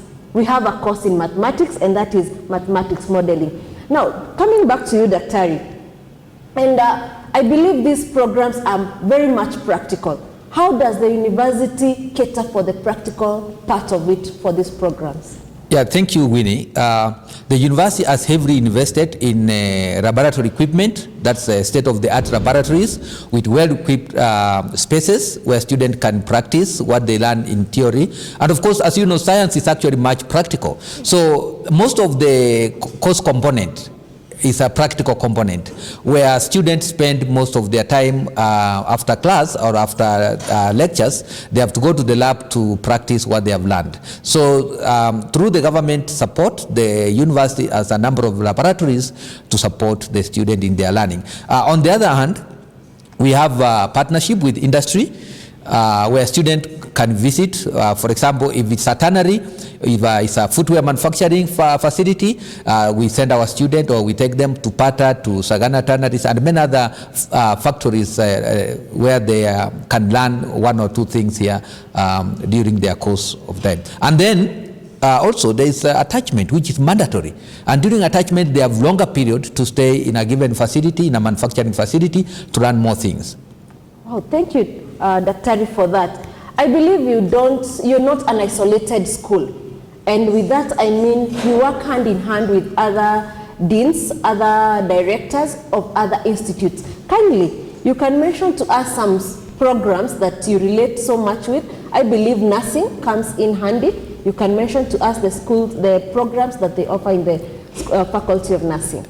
Okay, thank you so much. As you have rightly said, the School of Science is actually central to most of the schools within the university because of offering services. But within the university also we have independent schools like School of Nursing, which has a Bachelor of Science in Nursing, which is very critical. You know, the manpower needed in our country for nursing. So they have two programs, and one is direct entry, where the student come straight from secondary school, and also they have a upgrading program where if somebody has done a diploma in nursing can come and do a degree. They normally call it upgrading. So if you have a diploma and you want to do a degree in nursing, you are welcome. Oh, thank you. In your earlier statement, you mentioned about geospatial, and I believe we have an institute in Tigres. That's right. We have Institute of Geospatial and Information and Remote Sensing, which is called IGRES. Yes. And this one actually has many programs from PhD, Masters, and also two programs in undergraduate. Yeah, and these programs, as you know, Geospatial and Remote Sensing, they are very important in our country. Surveying is very, very key. And also when it comes to information systems, for example, in information mapping out, for example, take a case of Kenya. When somebody wants to do an investment in, for example, green energy, you want to know which area there is the largest amount of sunshine or largest amount of wind. Using geospatial information from these programs, you can know where you can easily go and put up your enterprise and where you can actually get good returns. So it's very, very key in our country, actually, the geospatial and remote sensing courses. Thank you. You've mentioned your background is in chemistry. And in chemistry, we can't leave out food. And I believe we have an institute called IFBT. What about them? What do they have? Okay, IFBT is dealing with the food and bioresource technology, and as you know, actually mankind depend on food, and this institute has two programs. One is nutrition and dietetics, and you know, as the country progresses, we have nutrition issues, and these are graduates who are now, when they come out, they are able to work in hand with healthy practitioners and within our community to offer services on nutrition, and so people can know what food to eat so that we can live healthy lives. They also have food science, and this one goes to food production, value addition. For example, milk being converted to other products like yogurt, and also meat, grains, and all that. So they do a lot in value addition of food products, and of course this comes in handy. For example, they have a course in diploma in coffee cupping, and of course this is very important. Our country is known to export raw materials, and as I've said earlier, raw materials don't fetch a lot of money, but when you do value addition, for example to coffee, and export grounded coffee or processed coffee, the farmers are going to get more money. And actually now what we need is to train our graduates so that when they are out there, they can do value addition to food for our own consumption and for export markets, so that we can fetch more money and grow wealth for our nation. Maybe, Daktari, you'll allow me to add to that in terms of coffee, that as we train our students about value addition in coffee, as Dedan Kimathi University, we have our own processed coffee, which we package and sell. And secondly, we've also added value to milk through coffee, whereby we have coffee yogurt. And that also becomes nutritious to our body. And lastly, Daktari, we have ITPS. I believe this is the house for our diplomas. Maybe you can mention something about them. Thank you so much. This is the Institute of Technical and Professional Training. Actually, it is one of the institute in the university which trains manpower for our market, and this has a lot of diploma courses. And as you know, diploma courses are hands-on skills, which are really, these skills are really needed out there. For example, from diploma in electrical and electrical engineering, building technology, fashion design, furniture, welding, leather technology, diploma in business courses. All these are hands-on courses where the graduates or the students from these courses readily feed into the market, and some of them can be job creators because of the kind of training they get, the skills they get, which are really, really needed in our society. Thank you, Daktari. And from listening to you, there is quite a lot that your school and other schools are working on. And unfortunately, because of time, we might not be able to really cover all. But I would want to ask you one question. Does your school, in the School of Science, do you have postgraduate programs? Yes, we do have postgraduate programs. We have Masters of Science in Leather Technology. Also, we have Master of Science in Chemistry, and we have PhD in Chemistry. Wow, Yeah. that is interesting to note. And to my viewers, I believe there is quite a lot you're learning, and I believe you're creating some interest. And I'll send it to our website, because there you will be able to learn more information on the programs that we are not able to discuss at length. And trust you me, we will be back again to discuss at length more of the courses that we've not mentioned. Remember to follow us on Facebook. Remember also to follow us on Twitter, and also on our DeKUT channel. Maybe, Dr. you can give us your parting shot, being a dean, being a senior lecturer. What can you tell this student who is awaiting to join university, and more so the Kimathi University? Thank you so much, Winnie. As you have heard, this is a University of Technology, and most of the time our university is market driven and solving societal problems.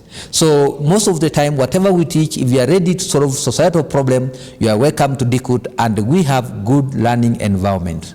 Thank you very much. My viewers, we are still here. Kindly don't go far. We will be back, whereby again, we'll be able to know, why are we telling you DeKUT? Why should you join DeKUT? Why should you choose programs at DeKUT? We will be having another colleague of ours called Mr. Kamunga, who will explain to us the reasons why DeKUT should be the place of your choice. Thank you very much. We will be back after the break.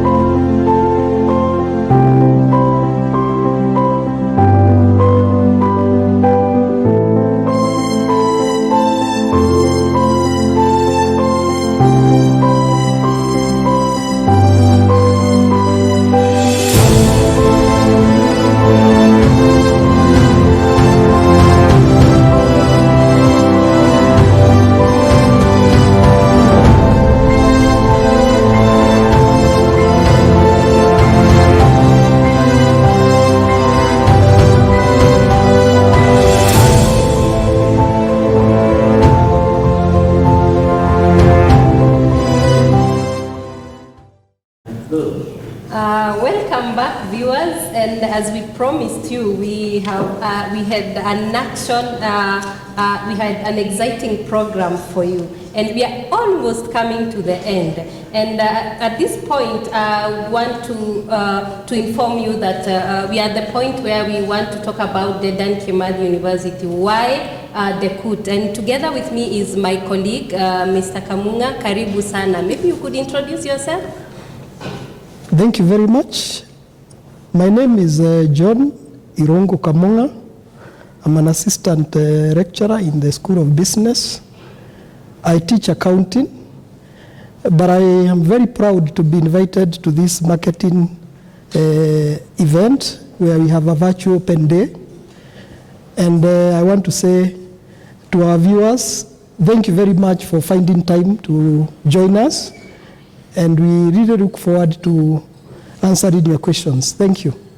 Wow, thank you. And it's been a pretty exciting experience, Mr. Kamunga. We've been able to meet our students, and we started off with our Vice Chancellor giving an opening remark and trying to tell us about DeKUT and what we stand for and the journey that we have traveled as a university. And it was an amazing experience. We just listened to the VC talk about the university and the journey that we have traveled. And maybe you could tell us about if somebody wants, we know there are options available for our students out there.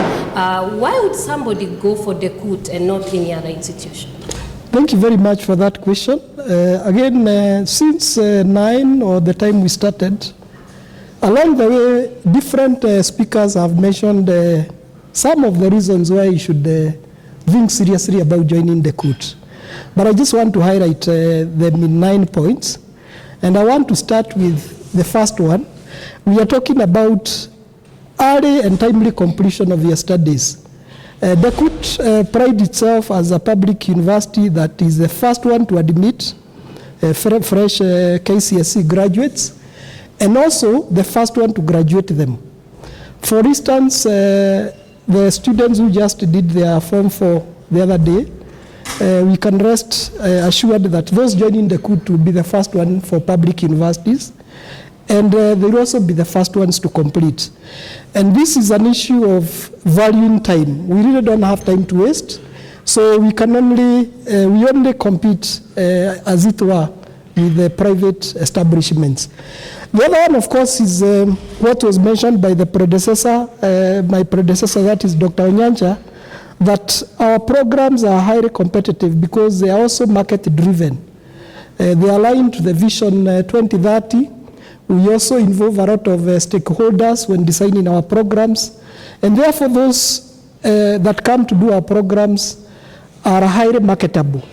And that also explains why probably you don't get so many programs in DeKUT, because we only focus on programs that we think can sell. The other thing, of course, and also Dr. Onyacha did mention, and other speakers, is the facilities that we have. The hall where we are basically having this event is part of our facilities. And from what you can see, it's a wonderful hall. And there are very many other labs and workshops, lecture halls, they have state-of-the-art facilities. And our students have confirmed to us that they feel proud to be in this institution. So I would urge those of you who are thinking about where to go to seriously consider coming to DeKUT. And being a relatively young university, we were chartered in December 14, 2012. Most of our facilities are fairly new. So you enjoy fairly new facilities. The other thing, of course, is Nyeri is relatively cold, even when the rest of the country probably is a bit hot. So it provides a serene environment for studies. We don't have a lot of traffic on the highway from Nyeri to Nyahururu. And even if there are vehicles, the noise would not reach the lecture halls. So our students have a peaceful environment to study.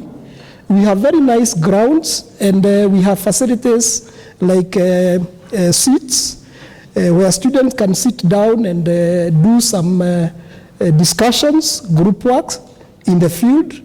And you can tell that the environment is quite conducive. The The other thing, of course, is training, the quality of training itself. Based on the quality of trainers and the belief of the university in quality training, I can guarantee the students that we are very keen on quality, and they will be able to enjoy this quality if they join us. We know, and we have had many issues with probably other places where one or two things may happen, but that does not happen in DeKUT. Quality is taken very seriously, and we have a very strong QA department which ensures that we stick to quality training. The other one, of course, is what was highlighted earlier by other speakers. We take care of a student in totality, and therefore we are talking about holistic training. We look at your social welfare, we look at your religious welfare, we look at your academic welfare, and even financial. So a student coming to this university will grow in total, in whole. So there will be a person who can fit in the society.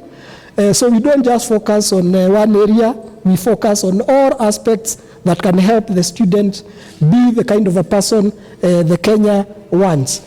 And of course, we also have financial aid. Somebody talked of deferral earlier on, because we know some of the students who will be coming to the university or who wish to join us may not necessarily be coming from families that are endowed with resources.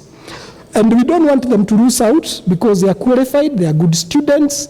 So the university has a department that takes care of that. So they will come in and they will be assisted one way or the other. There are also things like work study programs, there are bursaries. So they'll be able to be assisted one way or the other. Also, the university location is very easy to access from whichever corner of the country. For instance, those coming from maybe Mombasa, Nairobi, Eastern Province, people from Meru and the likes, they can come through Nanyuki and they will get the route to the university. Those from Nairobi, the Keno, Marwa Highway, all the way up to the university. Those from Rift Valley, Nyanza, and Western, again, the Nakuru Highway. Then from Nakuru, they just come to Nyeri. And those roads are all tarmacked, and the university touches, basically the university compound touches the road. So wherever they will arrive, they will not walk any other distance, they will just walk into the university gate. So it's accessible. And it's just 6 kilometers from Nyeri town. Those that want to go and do shopping in the supermarket in Nyeri town, again, it's easy for them. They just walk outside the gate, take a matatu, and they are in town in less than 10 minutes. And the same case when they want to leave, there will be no problem in terms of transport. The other thing, of course, we have adequate, clean, and secure hostels.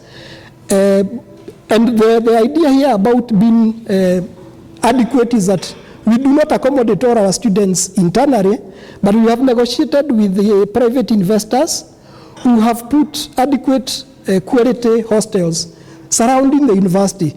So the student can actually study in our library all the way up to 10 p.m. and walk to the hostel, which is outside the university, but they are just around the university. So for a visitor, they may not even notice that those are private hostels. But the university has an arrangement with them to ensure that the quality of the hostels, the discipline that is maintained in those hostels supports learning. And we are very proud of that. So there are many things we can say about the university. For the time being, we can mention those few. But those willing to join, I want to ensure, I want to promise you that you not have made any mistake. This will be a very good university for you. It is in the League of Giants in Kenya, so you'll be joining a very strong university in terms of all aspects. All our programs are accredited, as you may know. We don't offer any unaccredited programs. So again, when you join us, you are joining programs that are all accredited. So thank you very much, Thank you. Dr. Mwai. Thank you. That was elaborate. I mean, you have just painted DeKUT as a brand. And that was, it has come out so nicely. And maybe we should have mentioned that we don't have commotions here, and it's more of a peaceful environment. And we have a way of, we have also taken care of the security of our students, Mr. Kamunga. Thank you, Dr. What really happens is that the first point that I said, timely completion, is not automatic. It is as a result of the efforts put by the university to ensure that there is a peaceful environment in both the students and the staff. In terms of, we don't have strikes, we don't have disturbances that would ideally waste student time. So you are right in what you are saying. That is what enables us to complete the programs in time, because we have a lot of peace within the university. Yeah, thank you. I thought that was important because there's a reason why there is timely completion. Of course, there is the cooperation from the staff, the administration, the academic, but there is that part of this is a peaceful environment. We guarantee our students security because that is very important. Yes. And probably, you know, there is this worry in terms of employability. We know employment is a big issue in this country. How competitive and employable are our students? Thank you for that question. Indeed, our students are highly competitive, and even for me as a lecturer, I have a number of my students who I can say where they are currently, and they just graduated the other day. So from our records, we are able to see that the students are doing well in different sectors. In fact, some of our students are even outside Kenya, working outside there, doing great things, having, carrying the brand name far and wide. So in terms of employability, it's quite, there is a very high rate of employability for our graduates. Oh, thank you. So we can actually say, Mr. Kamunga, that we are preparing students for the global space. Yes, we are. Because our students they compete both nationally, internationally, and also globally. Yes. Because we yes. have our students all over the globe. True. Yeah? And we also shared, we had our students who have been exposed to the international learning facilities, international opportunities, and it was very exciting to actually listen to them talk about their experience in other countries. And it tells you that our students are not, they're prepared both for the local and also for the international market. That comes out very well.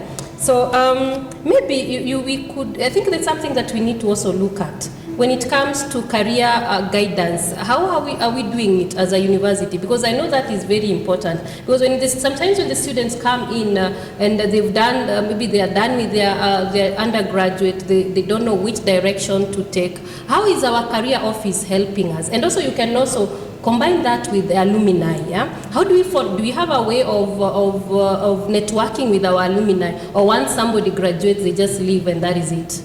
Thank you for that question. I want to say yes, we have a very strong careers office. It's actually a department, and it basically connects students with potential employers.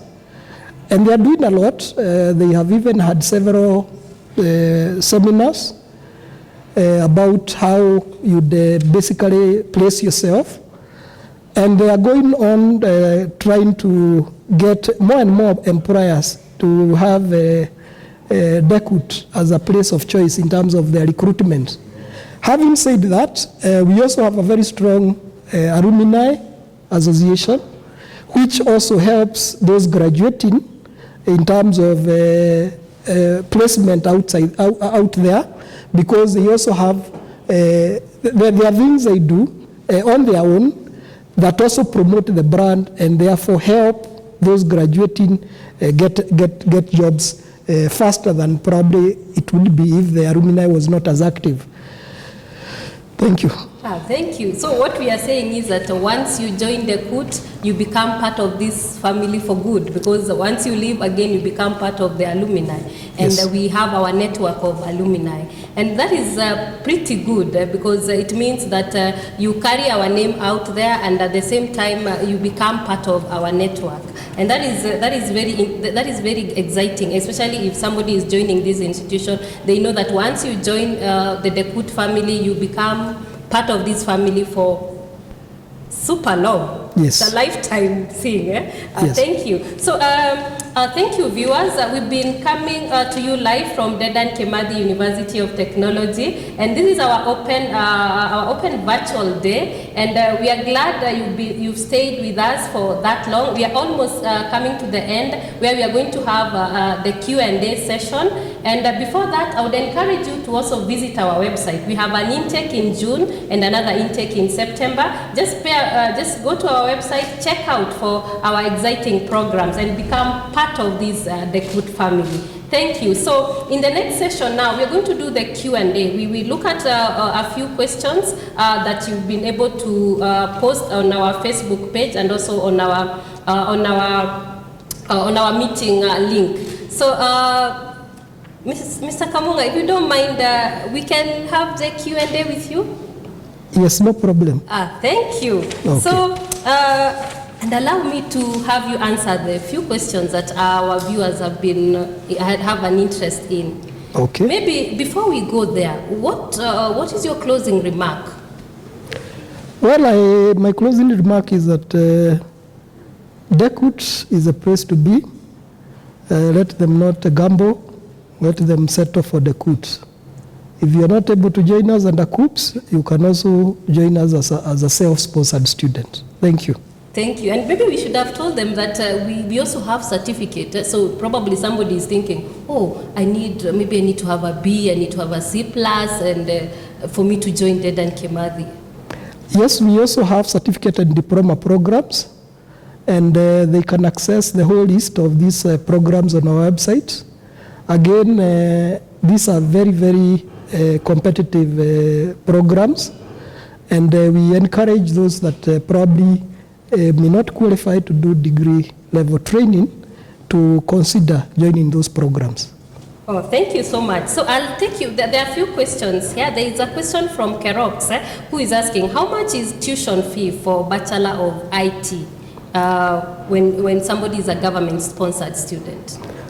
Thank you very much for that question for Kerox.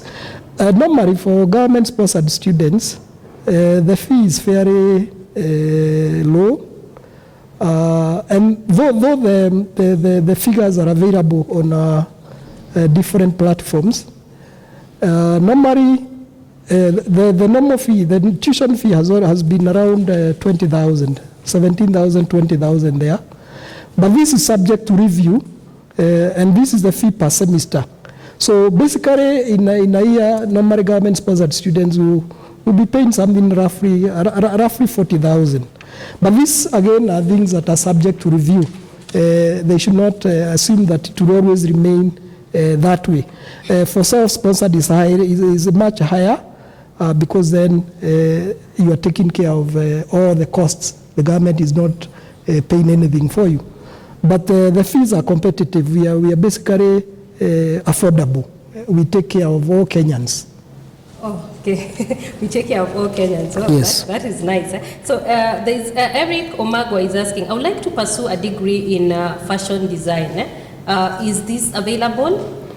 And they're asking whether it is on school-based or online-based. Okay, currently we only have a diploma in fashion design. And is actually under the Institute of Technical and Professional Studies, what we call ITPS, which is basically the one that trains on diplomas and certificates. We still don't have a degree in fashion design here.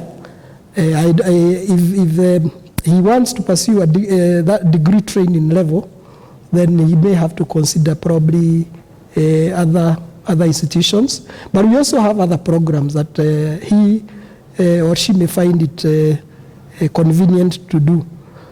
For a diploma, it's a very, very interesting program because they are trained in very many things, and sometimes they even have what we would call a fashion show, and they show what they have done. And some of those images may be available in some of our platforms, and they can see what some of our students do, in addition to many other things that they learn.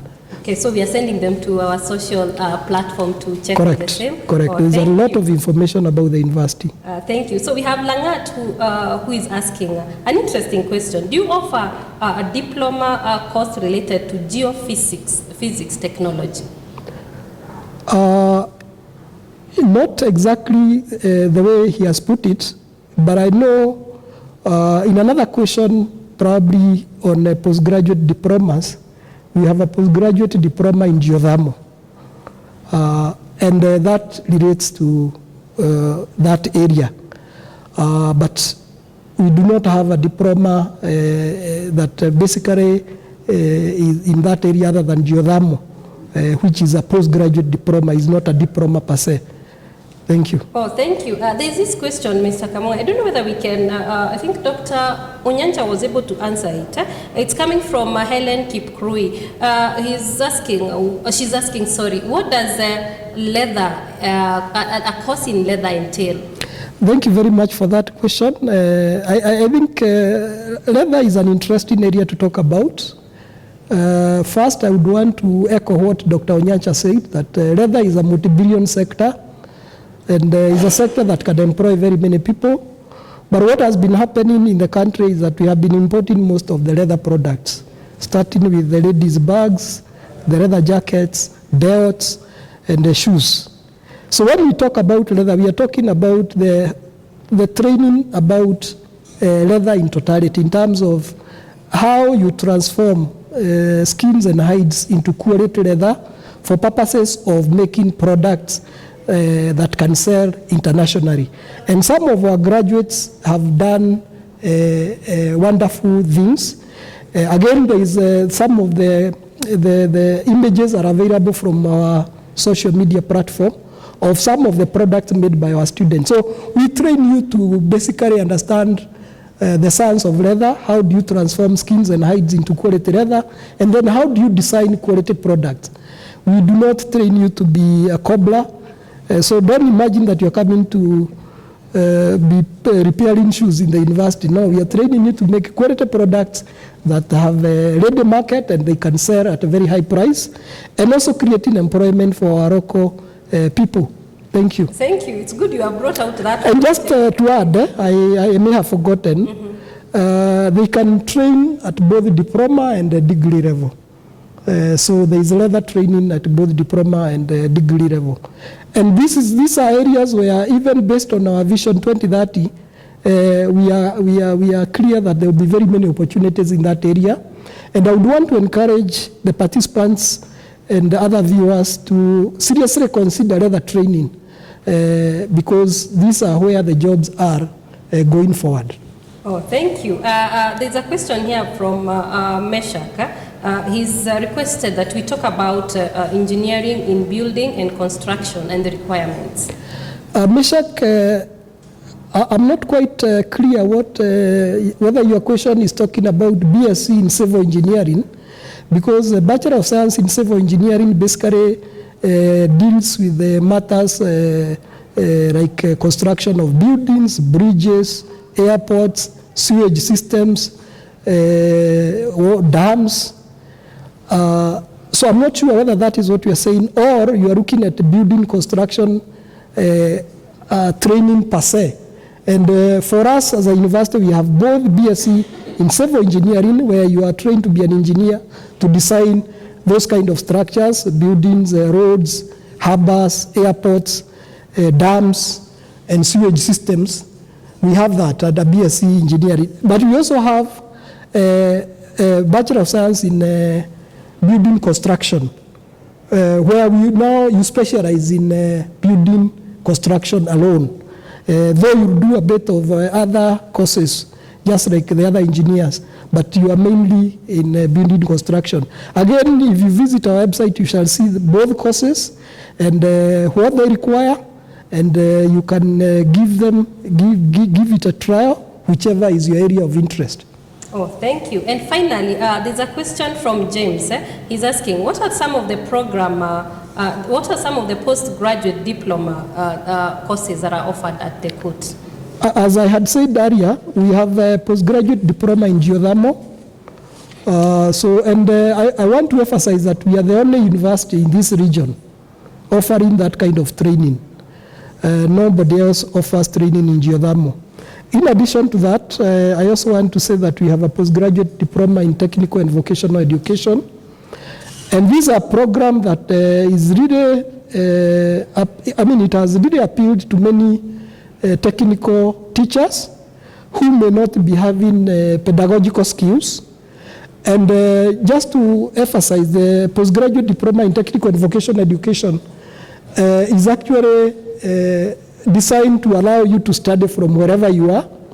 You only come here mainly to sit for examination. So different tutors from all over Kenya are already enrolled, and they're able to study from their places of work, even as they work, and sooner or later they will be graduating with that diploma, and which will make them now professionals in their area. So I invite all technical tutors, technical institution tutors who do not have pedagogical skills and are wondering where to study, to consider enrolling in our postgraduate diploma in technical and vocational education. And those that have training in a science degree and wish to pursue geothermal training, they can also consider applying for postgraduate diploma in geothermal training. Thank you.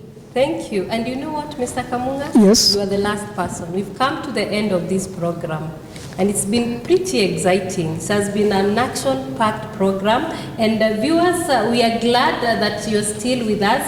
We've come to the end of our program, and we were coming to you live from Dedan Kimathi University, and it has been pretty exciting. We started by having our own Vice Chancellor, Professor Engineer Dirango Kioni, painting to us DeKUT brand, what we stand for, what are the opportunities available, how do we take care of the welfare of our students, and it was an honor having him on board as the first presenter. So now I would want to urge you to also check our website. Go to our website. We have exciting programs there, and we also have a way of also interacting with you, both on our website. You can also check our Facebook page, follow us on Facebook, follow us on Twitter, follow us on Instagram.